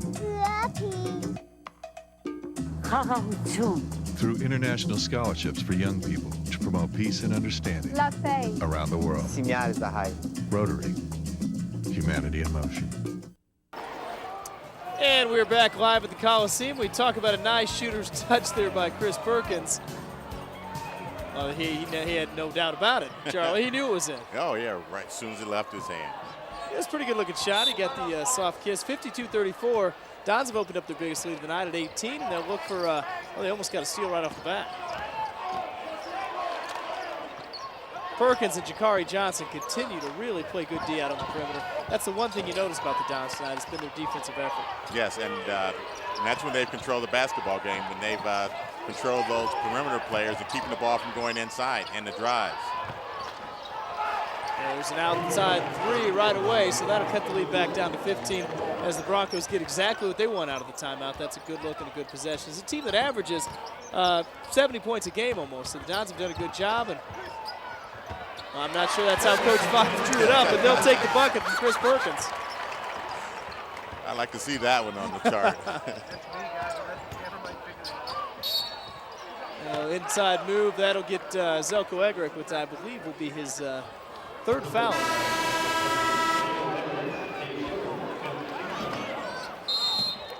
We're going to take a break. That is actually the fourth foul on Egerick, so that's going to change IPFW's plans. 54-37. We'll take a timeout. We'll be right back from the Coliseum.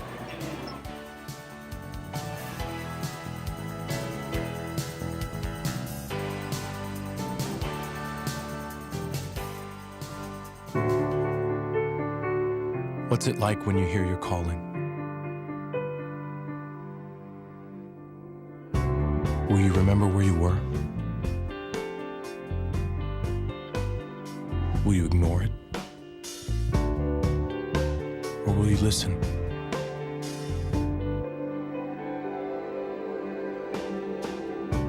What if it calls you to go halfway around the world? To share your skills?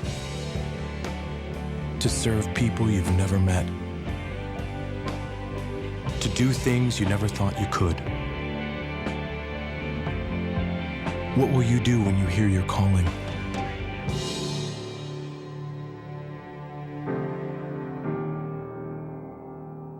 Peace Corps, life is calling. How far will you go? That's been a good night for Chris Perkins, 18 on the night. Does a good job of really regaining his composure. There are two guys reaching in, make it three guys reaching in. That's a harder deuce. There you go. That's the one you can draw up. Draw up for your freshman team. Yeah, that's right. All right, let's do that. I have a feeling if I draw that up for my freshman team, we're going the other way with the turnover. Well, 15's our lead right now. Make it 17. 54-37, the Dons are up. And Edwards has had a real good night. He's done all of his damage, most of it anyway, at the foul line. He is 7 for 8 at the line. He's got 9 on the night, which has made him now the Bronx leader, averaging just 4 a game, and is keeping his team in it somewhat. Lepper back in the game for IPFW.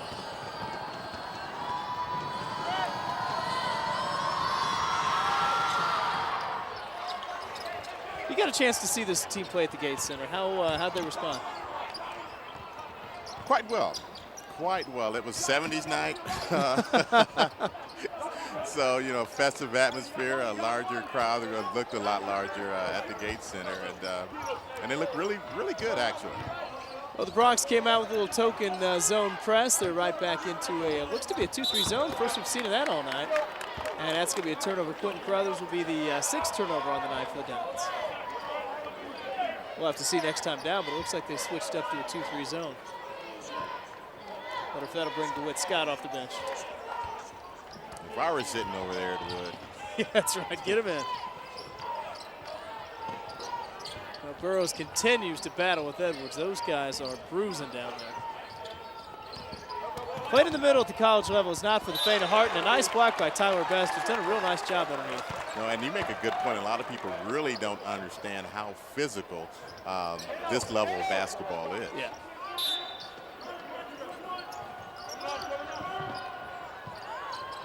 We've not seen much out of him for sure. That's Paul Stoll outside, got the open look, can't get it to go down. The Dons are content to take their time right now. A little over 10 minutes to go, they're up 15.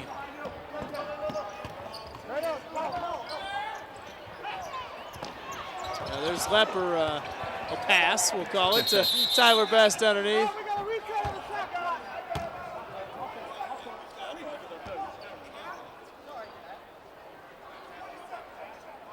They're going to reset the shot clock to 20 seconds, and maybe not a bad thing for the Dons, considering that possession had not gone the smoothest. Right, and it looked like Perkins actually, I think, had taken an extra step into his jump shot. That's too bad Lepper didn't go up. He got his man off his feet, but no call. The Dons triggered back in. They've got just 10 to go on the shot clock.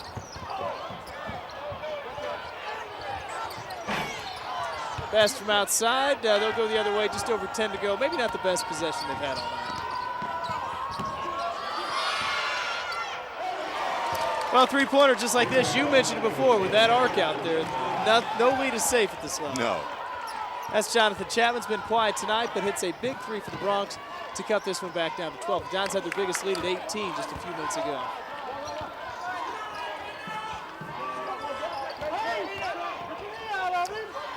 They have gone to that 2-3 zone.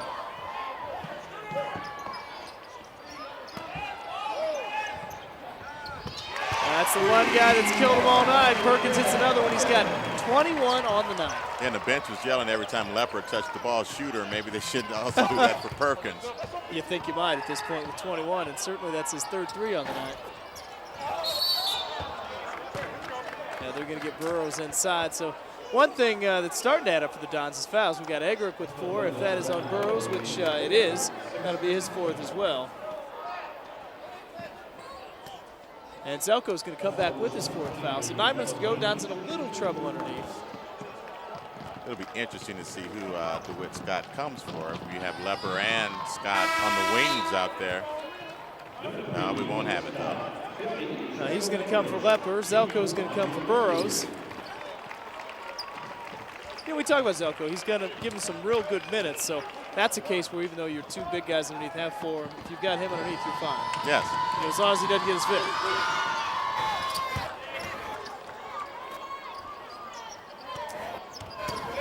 Dons lead at 57-44. We've got just over 9 minutes to go. A little zone pressure here. We need to post someone in the middle.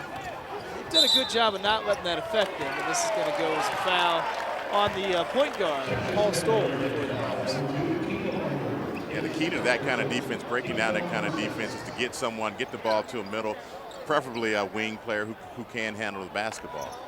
These guys ain't even worth talking anymore. They say they got you. 9 minutes to go. The Dons shooting still 54% from the field. So continue to do well at the offensive end. You got to figure with 9 to go, you're going to take some possessions and get some good looks. And there's Quentin with a good look right there. Knocks it down from outside. The Dons have now hit 7 from behind the arc. And it's back to a 16-point lead. Once again, that rhythm, you can even tell, even if that shot doesn't go in, you can say it's a good possession because he stepped into it with rhythm. And inside goes Colin Lean. He cannot get the foul to go down. And I don't want to beat a dead horse here, but you've got 60 points. You're shooting 54%. DeWitt Scott is not got on the board yet. That's going to be one positive. I'm sure he won't look at it that no, way. He won't look at it that way. He did make one, though. But it was in charge on Perkins. Well, Colin Lean has quietly gotten himself back up to near double figures. He's got 9 on the night. Make it 10 with that free throw. Certainly, the Bronx have kept themselves, if they're in the game at all, it's been the free throws. And boy, there's that athletic point guard Burrell, or shooting guard.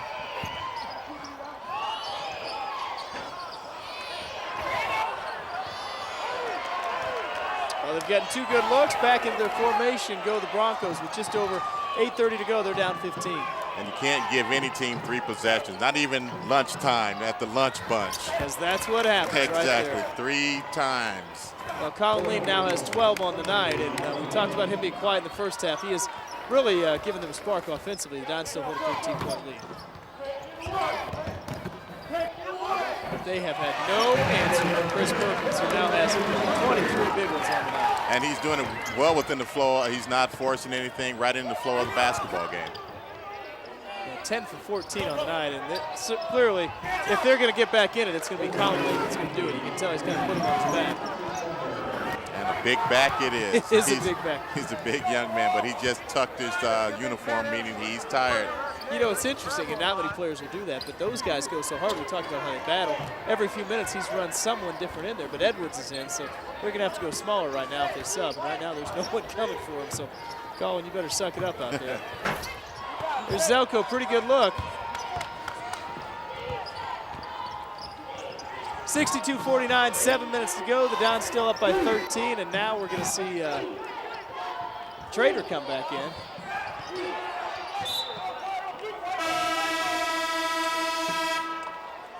And it'll take us to a TV timeout as well. 7:08 to go. Dons looking good right at this point. 62-49, 7 minutes to go. We'll be back with more from the Coliseum.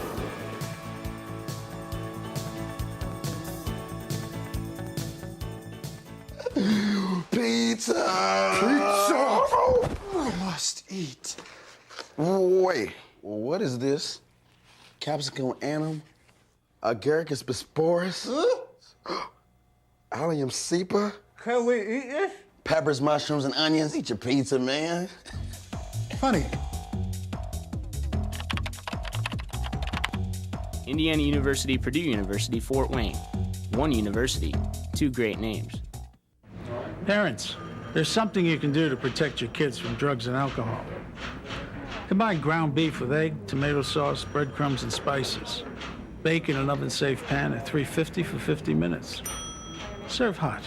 This is Jamie Lee Curtis.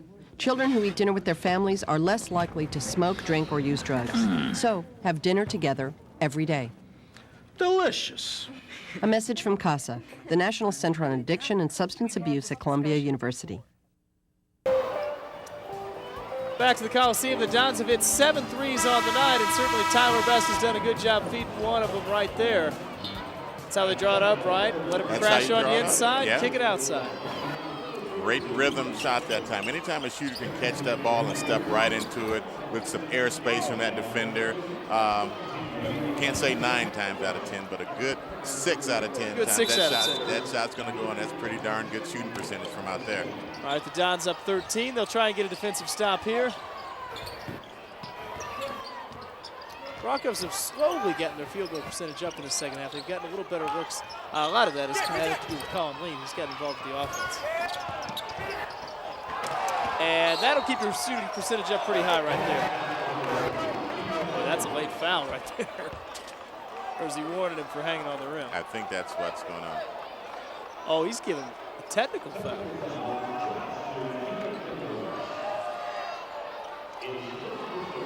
Well, that's not the look you want from your coach right there. You get a, that could be a big momentum builder. Then it cuts it to 11 as Edwards slams it home, and yes, they thought he was hanging on the rim a little bit too long. Yes, you love the enthusiasm and you love the effort, but you can't hang and smack the board right there. Looked nice, though.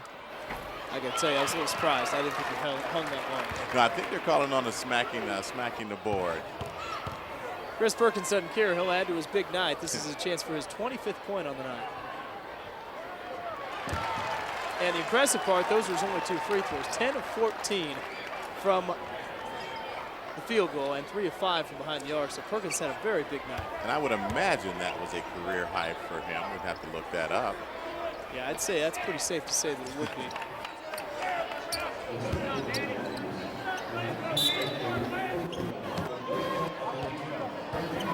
Dons up 13, 6:50 to go, and you got to figure right now you don't want to certainly take off your foot off the pedal, but if you take 20 seconds to shoot, that's not the worst thing in the world right now for IPFW. Well, Edwards is frustrated. We'll see how he handles this. A rare miss by Chris Perkins out there. Get him out of there. Yeah, that's right. 10 for 15, my gosh.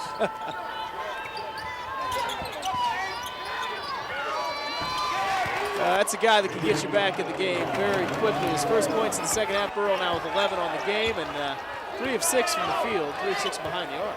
That's great elevation on that jump shot as well. DeWitt Scott now with 4 on the night. Boy, that's 2 of them. He's put right in the heart. That one kicks out, and quietly now the Bronx have trimmed this down to 10 with just under 6 to play. Yeah, thank you, Kano Edwards, for smacking backboard. Yeah, that's right.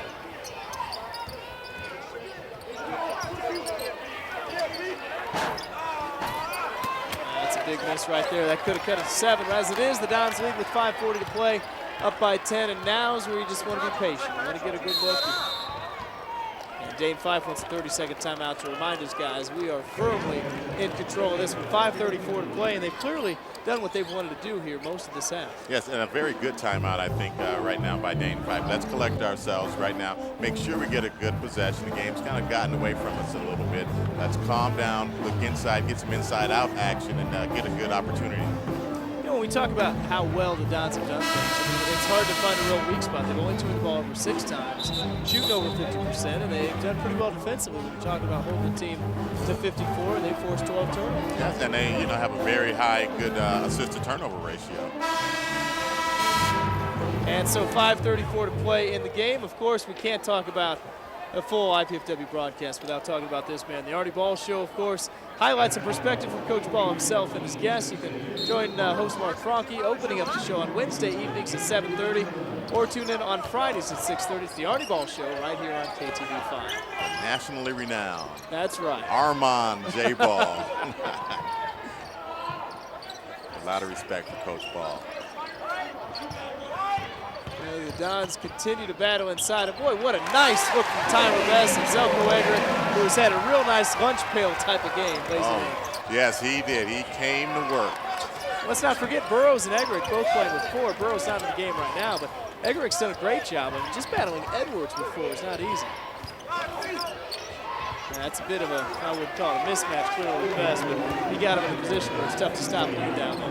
Yes, very strong, and as you stated, Kano Edwards, he's that what we call that wiry strong. Yeah, he's not a guy you want to guard down there. Quietly, Lean's got 16, and Perkins has now missed 2 in a row, which has not happened all night tonight. Dons will get it right back, though. 4:39 to play. They're still up by 10. Well, Perkins is human on this night. He's got 25 for the night. He's only missed 6 of his 16 shots on the night. Looking at Tyler Best, I thought they might be cheating him out of some assists. Well, it seems like he's got more than 4, but 2 of them are big ones. Pretty good look, just a little bit short on Zelko's part. Look right on target. Good help. Oh. Big rebound by Lean, and right back in. The Dons are going to get a foul call this time. Well, Colin Lean's doing exactly what you'd expect of a senior, keeping his team in the game.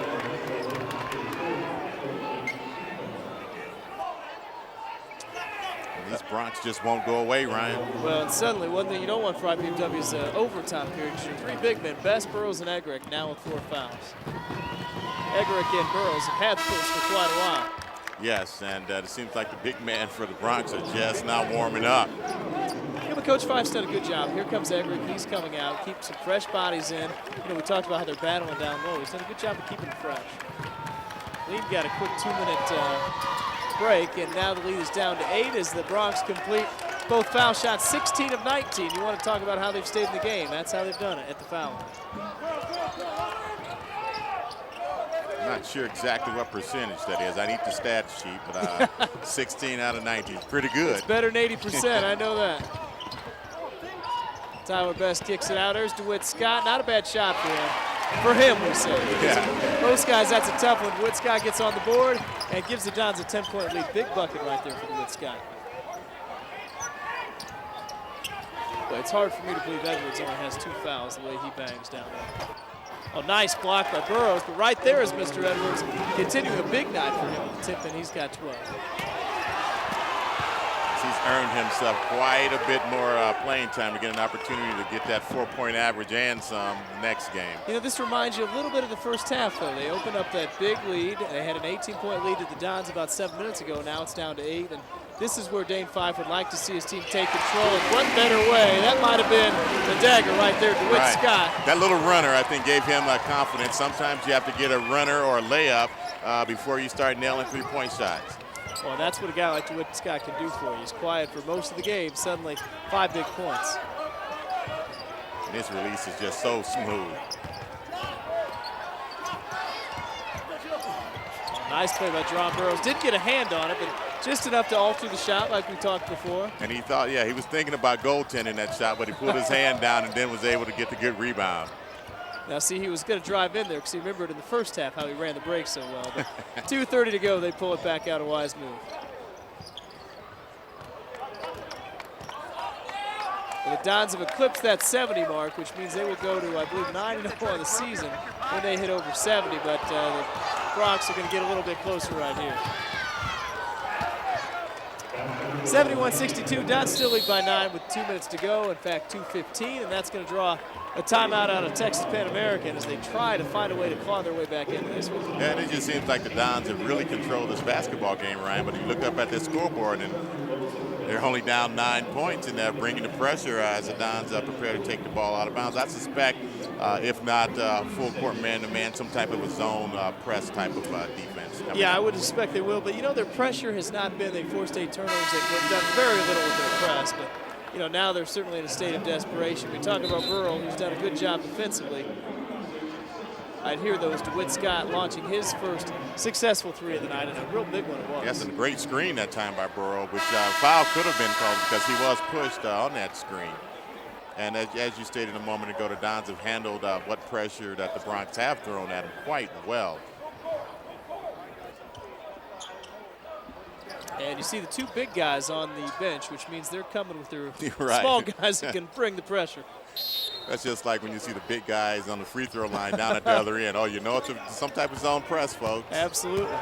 They're going full man-to-man, and the Dons do a good job just getting in the hands of Chris Perkins, and down they come. They'll use most of the shot clock, you'd have to figure.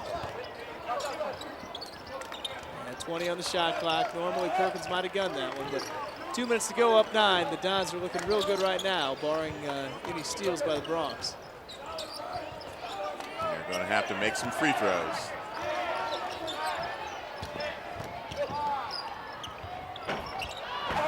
Oh, Quentin Carruthers, what a nice putback. It doesn't go down.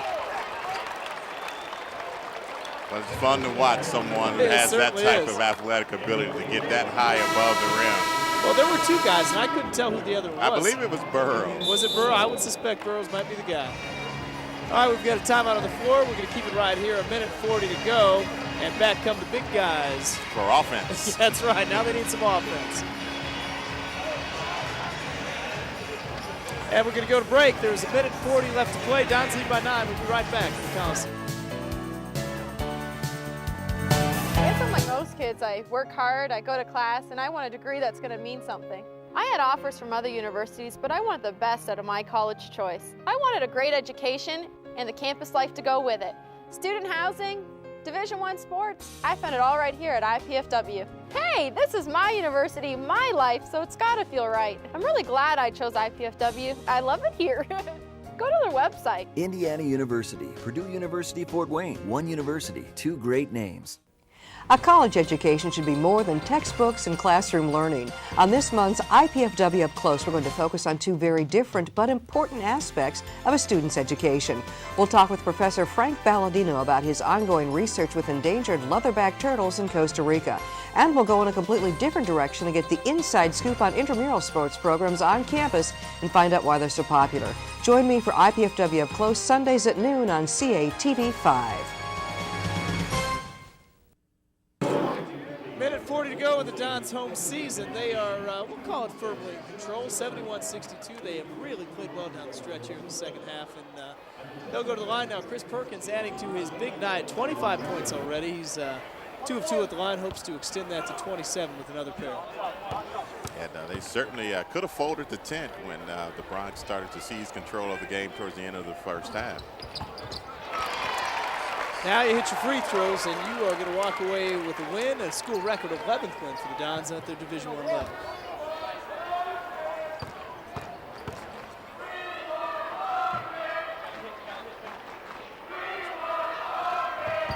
We hear the We Want Hawkins chant from the crowd now. It's 73-62, and I suspect we might see Hawkins one more time. Dons lead by 11. Oh, good battle for it down low. DeWitt Scott gets his hands on it, but get a timeout. Great play by DeWitt Scott. He'll keep the ball for the Dons, and they'll get a quick 30-second timeout to boot as well. 73-62. With the win, the Dons will go 11-16. You know, you talk about not having a postseason tournament. How much more difficult does that make it for a coach like Dane Fife to keep a team together, knowing that all these other teams have the opportunity, and the Dons will eventually in mid-con to extend their season? I think it's somewhat difficult, but at the same time, if you're a competitor, every game, you know, you have to prepare your team for each game one at a time. So from that perspective, not difficult, but the overall and with his history and you know, in long tournament play himself, I'm sure you know that's eating at him. And for the kids, particularly the seniors, to have an opportunity to play in the postseason, from that standpoint, I do believe it would be difficult. And that was why it was so vital to get the conference, because when you think about college basketball, you think of March Madness. Exactly. And without that, yeah, you can go 25-1. But even then, there's no guarantee you're going to get in without a quality win. And that's a lot of pressure for a team, obviously. Yes, they did, as you see a foul here, and I think Perkins goes back to the line. They did create a type of conference within the independents, an independent conference of sorts. And the Dons are in the middle of the pack of that, actually. And they'll be moving up with this win for sure. Oh, they fouled the wrong guy, I hate to tell. Chris Perkins, if you're wondering, his career high was 23 points. He eclipsed that about 7 minutes ago. 6 points a game average. Oh, we jinxed him right there, but he's got 27 big ones on the night. That's one he'll be thinking about tonight, though. Yeah. Well, I'm a little surprised they went for the block up there, up 11, but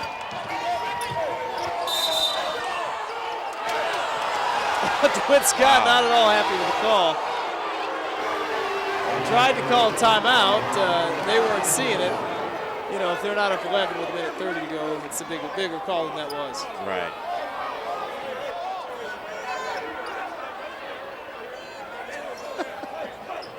You watch the refs, and you know they look at some of the comments. And we just happen to be sitting at the court, and they do hear them, and they kind of look and wonder. That last one. A good pass inside. That last comical statement coming from none other than IPFW Chancellor Michael Ortega. I think everyone behind us has joined in on it. That's a good thing the Dons are up 9, or they'd really be getting a free crowd behind us. Boy, good quality win for them. You know, certainly there's a minute 5 to play, but you got to figure this one's in the bag, barring a real hot streak from UTPA.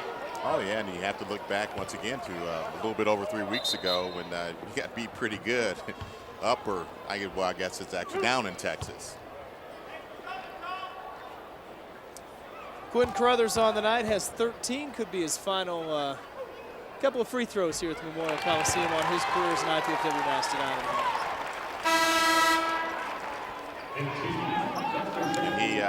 He was here when Coach Knoll was here. And, one of the original, just 2 left. Yeah. And there's the cheer for Hawkins, who will come in now for his final minute of his career at IPFW, at least at home. Class move by Coach Fife. Make sure he gets the senior into the game. And he'll check in for Dron Burles. You know, he's really the only one of those 3 that have maybe not had that memorable moment tonight. Certainly. Well, he did hit the opening, I believe, the opening 3-pointer at the outset of the half that got us going. And look at Carruthers. You don't think he's going to play all the way down? Hawkins, meanwhile, ran the other way. He was looking for a dunk. I think Coach Fife, with a little bit under a minute to go, will also give his 3 seniors a final curtain call. I think he will in the final second. 75-64. Don's in control of this one. It's been a very good second half of them, but not without a run. They got it up to 18. Slowly, the Bronx chiseled it back down, and they certainly answered the run. Yes, that's a sign of a team that's vastly improved to be able to take that big hit, to take the runs, and to still, on their home court, to be able to take those hits and hopefully, and I do believe so, come out on top as we see our scoring leaders here. There is your updated by the second now, as Carruthers has now got 16 on the night. Perkins, we've got him for 27, so that'd be a career high 27 for him. And believe, well, he might not be done yet. He's got 57 seconds to add to that career. Yeah, a few more fouls.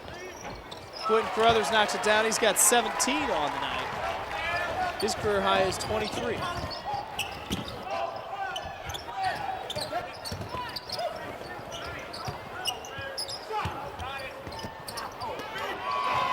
Yeah, they're looking for three now. And Tyler Best is going to go add to his career as well. It's a little tough when you're standing at, I'm not sure what the height disadvantage there is, but the point guard of the Broncos, Stoll, was trying to battle Best, and he had no chance. Oh, and right in front of the referee, just grabbed your arm. That's what a 6-footer would do to a 6'9" guy. That's you what I grab his did. arm. As a 6-footer, I grab somebody's arm. If you can't jump that high, you hold them down to your level.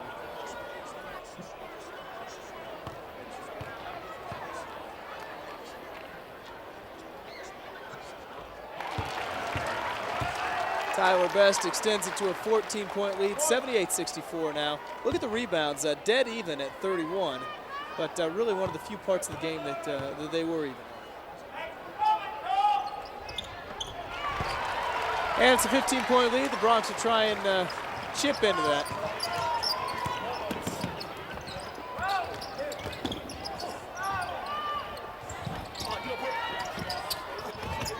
Oh, there we go. Stoll gets his rebound underneath. And there's Hawkins grabbing the rebound, and he's going to get a chance to shoot a few free throws, and you wonder if now the curtain calls a start with just under 24 seconds to go for the IPFW seniors. Three of them still on the floor.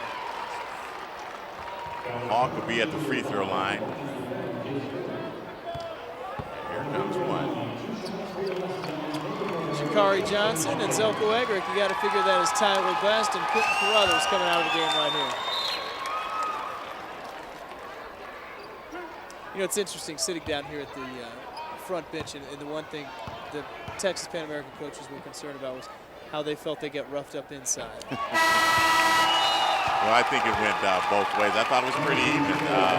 There was a lot of physical contact down there, and, certainly particularly Edwards. And there go the seniors. They'll get the standing ovation from the crowd out there. Tyler Best, Quentin Carruthers, and of course Hawkins will shoot a few. And boy, good efforts by both of those. Best leads with 9 points, but did a lot of little things as well. Yes. And Carruthers will go in the book as 17 tonight. And a great gesture that time by Coach Fife. Well, Hawkins is not going to remember his last free throw. But you know what? A nice foul by Perkins. And I think he was aware. One reason. I think he was aware of the situation.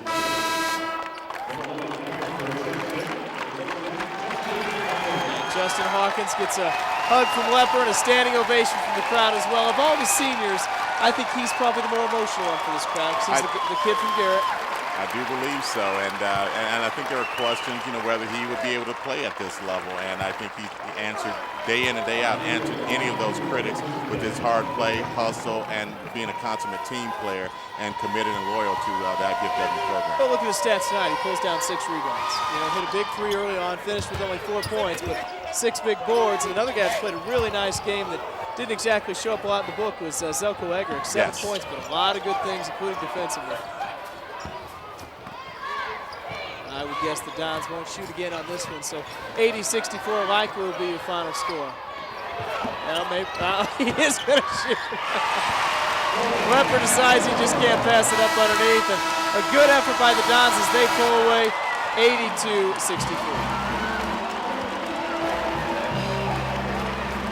That's a good win for the Dons as the coaches have a quick meeting at halftime. Looked like Game 5 said, good game. Yes, and I don't think he was too happy about that last basket. He was wanting Lepper, to do the classier thing and pull that out instead of making that last basket, even though you almost can't pass that one up. So 82-64, boy, the Dons really control things in the second half. They get that record 11th win at the Division I level, makes it 11-16 on the year, and certainly the final home game. They've got the Dakota Tour now. They'll go to North Dakota and South Dakota to finish things up. Yes, and great job once again, tribute and farewell on the home floor. They still have a few more games, but to the 3 seniors, great job tonight. And once again, Dons get that 11th win, and hopefully they can get more. And great job by Dane Fife and his coaching staff bringing along this program. Wonderful. Well, this is what you want to see. They're having fun on the floor now. This will be the final time those seniors get to do this. That's the celebration you want. And really a good 40 minutes of basketball. Yes, they had some runs that went both ways, but overall the Dons held their own, took the big hits and the big shots from the Broncos after getting pummeled by them about 3 weeks ago, but came back and fared quite better here at home.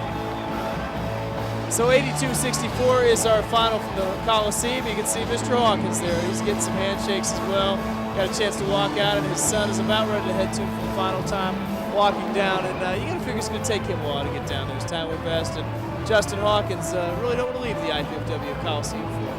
No, and once again, I'm sure mixed emotions. Last time they'll play competitively for the Dons here on the Coliseum floor. Do have some more games, and then who knows? Maybe they may look to play professionally at some level. And like we stated earlier, there are so many opportunities. It's not just at the NBA level. So when you say play professionally, there are many opportunities. And IPFW has had quite a few players that have gone on and played some professional basketball. What do you think of Adam Ballinger, the kid that played at Bluffton, Michigan State? And if you're a big guy that can knock the jumpers down and can really bang, there could be a spot for you. But right now they'll try and worry about their 2 wins that they want to get yet to finish this season on. Yes, and the program so improved, and Dane Fife doing a great job with the team. So hopefully we can get even more wins, set that bar a little higher for next year to come in and try to beat that once we get into that conference. And so a lot to look forward to, a lot to be excited about with the Don program. Yeah, it's a good win for them, certainly the way they wanted to go out tonight, but they did a lot of things well when you talk about shooting 52% on the night and holding the other team under 40 and really controlling the game. I think I have to check my stats. I'm not sure they trailed the entire game. If they did, it was in 2-0. So. Yeah, don't believe so. And a great assist to turnover ratio, great help side defense, a lot of little things that you may not see in the box score that the Dons did quite well.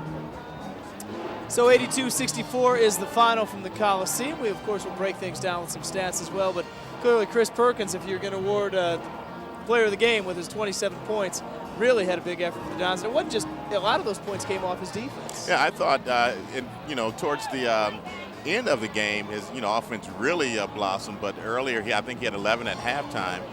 But I thought his defense was much more, I guess, a big part of the game than even his offense. But towards the end of the game, I think it was 27 he ended up with. 27 points, kind of quadrupled and some his season average. So you're right, great game by him and a great way to kind of control the tempo offensively and defensively for the Dons. We talked about a halftime, I believe it was 10-1 at the foul line. Well, it ends up 16-all because the Dons make 15 of their 16 in the second half, and a lot of that has to do with playing some defense as well. And we're going to talk to the coaching staff here coming up and talk to them a little bit about what they saw as well. So 82-64 is the final in this one, and we're moving in now, and certainly we want to talk to one of the assistant coaching staff members as well. And boy, we were just talking about a solid effort, and if you look at the game, I mean, on senior night, you've got to be pretty pleased with how things went. Obviously, what a great crowd. It's really exciting. Our guys playing extremely hard from start to finish. They did a good job defensively. So 82-64, when you talk about at halftime, we talked about in the first half, it felt like you guys really controlled things, and they put that run on you to get it to 4, which had to be frustrating. But then in the second half, you just came right out and started the same way. Yeah, I thought we really did a good job in the first half. We had to handle some foul trouble. We had some guys in foul trouble, had to sit the rest of the half. We didn't do a good job of closing the first half, but we really did a nice job coming out the second half, and those first 3, 4, 5 minutes of the second half really dictated what we did. And I thought we were making shots tonight, but more importantly, I thought tonight we really played good defense, and we'd really shut them down and took them out of a lot of the stuff that they do. What does the 11 wins mean? I mean, we talk about it in the media, it's the 11-win mark, but as a team, certainly you guys have your sights set higher, but it is another step in that program. It is. I mean, we didn't want to take a step backwards, and we hope every year to keep taking a step forward, and that shows we did take a step forward this year as well. I mean, obviously we'd love to be like every team in the country, 20 wins and talking about NCAA tournament, but at this stage of the program, it's another step. It's a step in the right direction, and every year we just want to keep getting better. We talk about the seniors. We see Tyler Best right now. They don't want to go to the locker room. They've enjoyed this. Talk about your 3 seniors that have really given a lot to this program, 2 of which have been here since the whole switch over to Division I. Yeah, they really have given so much to the program, and to stick it out and to go through a lot of down times and, both ups and downs. But they're the ones that, Coach Feifeis talks about. They're the pioneers. They're the pioneers of the program, and you can't thank them enough for what they've done. And we see Lepper there. He hit that free throw or the bucket at the end. Is that one you'd rather him not shoot? That was one he probably should have just dribbled out the extra 0.3 of a second. But we'll talk about that tomorrow. Yeah, that's something. Tonight you focus on the positive. And Zelko, he had the 3 numbers written in there. Now you finish things up. I guess you call it the Dakota Tour. You got North Dakota and South Dakota. Teams you've beaten before, but now you've beat them at home. You have to go on the road. It's going to be a tough road trip. I mean, obviously, heading out anytime you go on the road in college basketball is difficult. And it's going to be tough, and we got 2 good opponents, and we're going to have to really play well, and hopefully we can keep this going and finish out the year strong. Charlie and I talked before about this is a team that beat you, not real soundly, but pretty convincingly on the road. What a difference it makes to come home, and were there things that you guys were able to see and maybe exploit a little bit in this game? Well, for whatever reason, it's hard to win on the road in college basketball, and I think our effort level tonight was so much better than it was at their place. I think that's the biggest difference. We really made their wings catch. We extended their catches. We didn't give them easy looks, and they did a good job getting the ball inside against us. But I just thought our effort level was where it needs to be. And this year, I think what's that now? 7 of our last 8 at home or something like that we've won. We're really starting to give a good effort at home, and then you just hope that continues on the road. It's too bad Chris Perkins didn't have the hot hand tonight, huh? I'd say he was a big difference for us tonight. He came out, hit a couple shots early, and some key baskets for us. And more importantly, I thought he did a really good job on the defensive end. And when our point guards are guarding, that really makes a big difference and makes everybody else play that much harder. Final question. Charlie and I talked about this a little bit before. When you don't have that tournament to play for, and certainly that's the one thing they've gotten with the Mid-Con, is motivation a little tougher down the stretch, or you play for pride at this point and say, hey, let's get to 13 wins? It's tough, but it's nice to have a goal out there, to try to get, our first goal is to win more than we did last year. So to have that to play for, you try to create things to play for.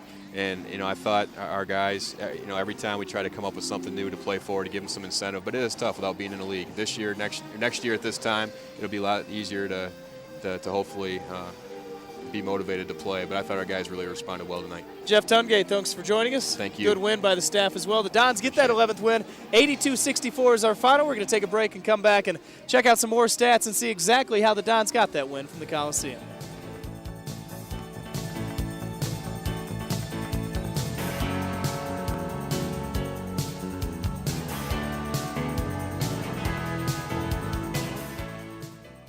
Diabetes is a killer.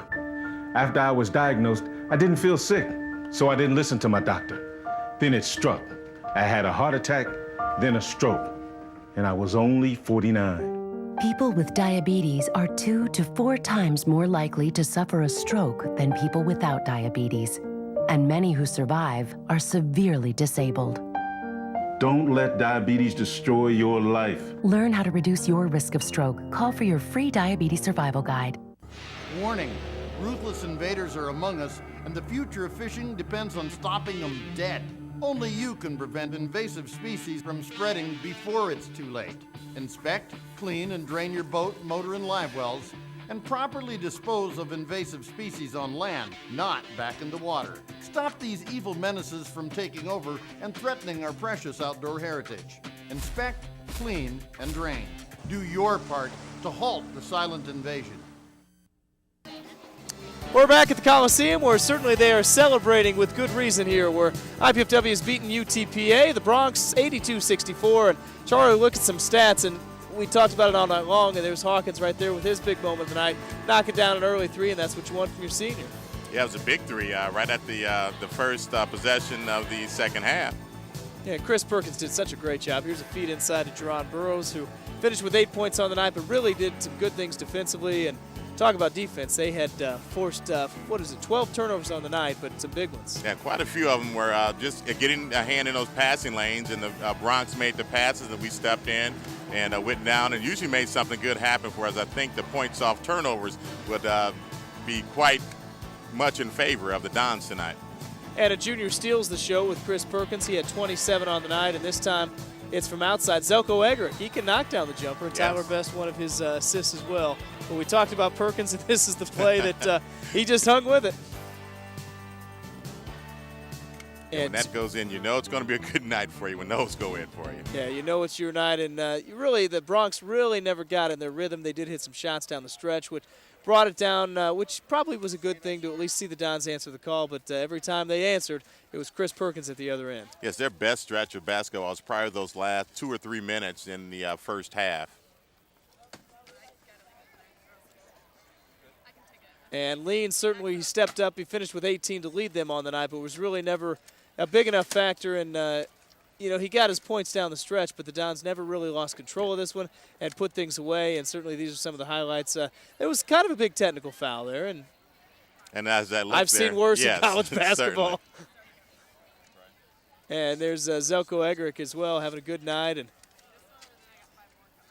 DeWitt Scott, we talked about being quiet. Boy, 5 big points down the stretch.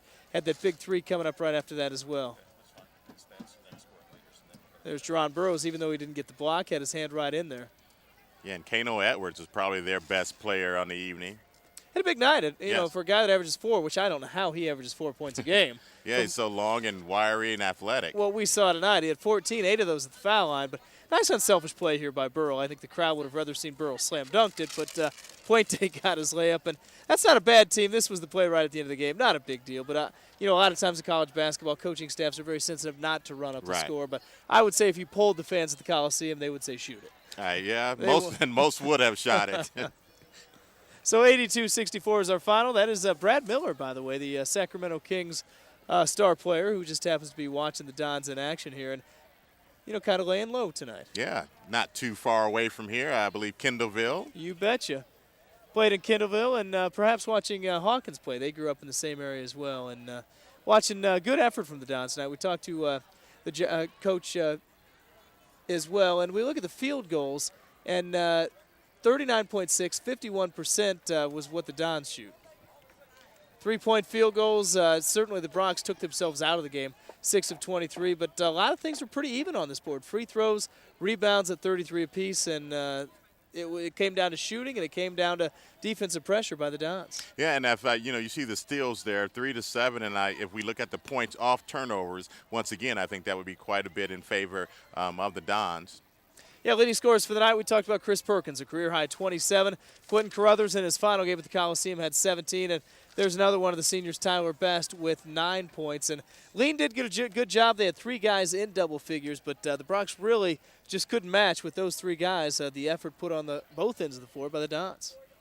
Yes, great job. Carruthers played well. The seniors, got to go out on a very high point here in front of the home crowd. Job still not done. We can pad that historic 11-win season with a couple more wins on the road. And so not over yet for the Dons. Well, because now there are 2 simple goals come into play for next year. That's a winning season. If you get 2 wins at 13 and 16, you are clearly in position to take that step.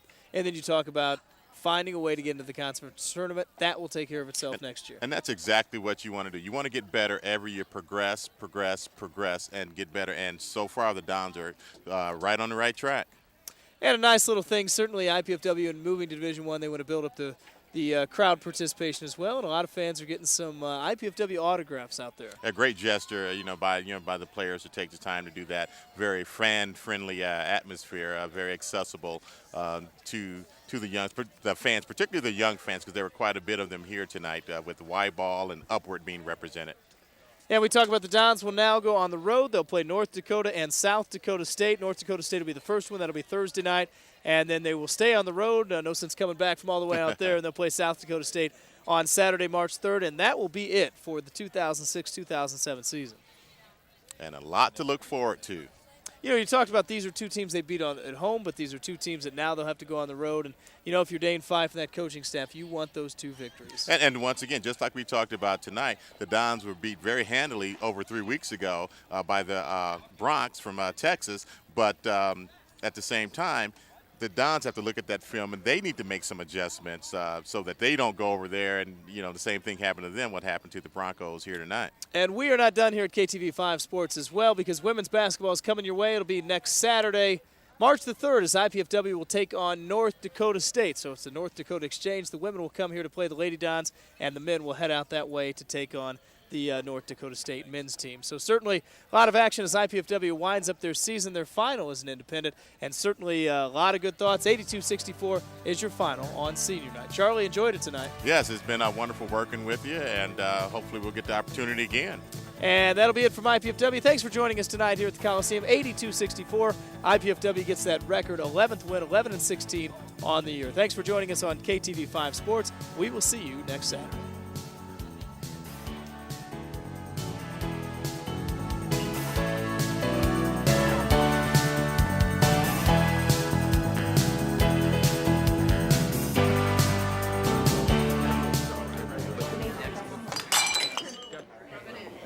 You know, if she continues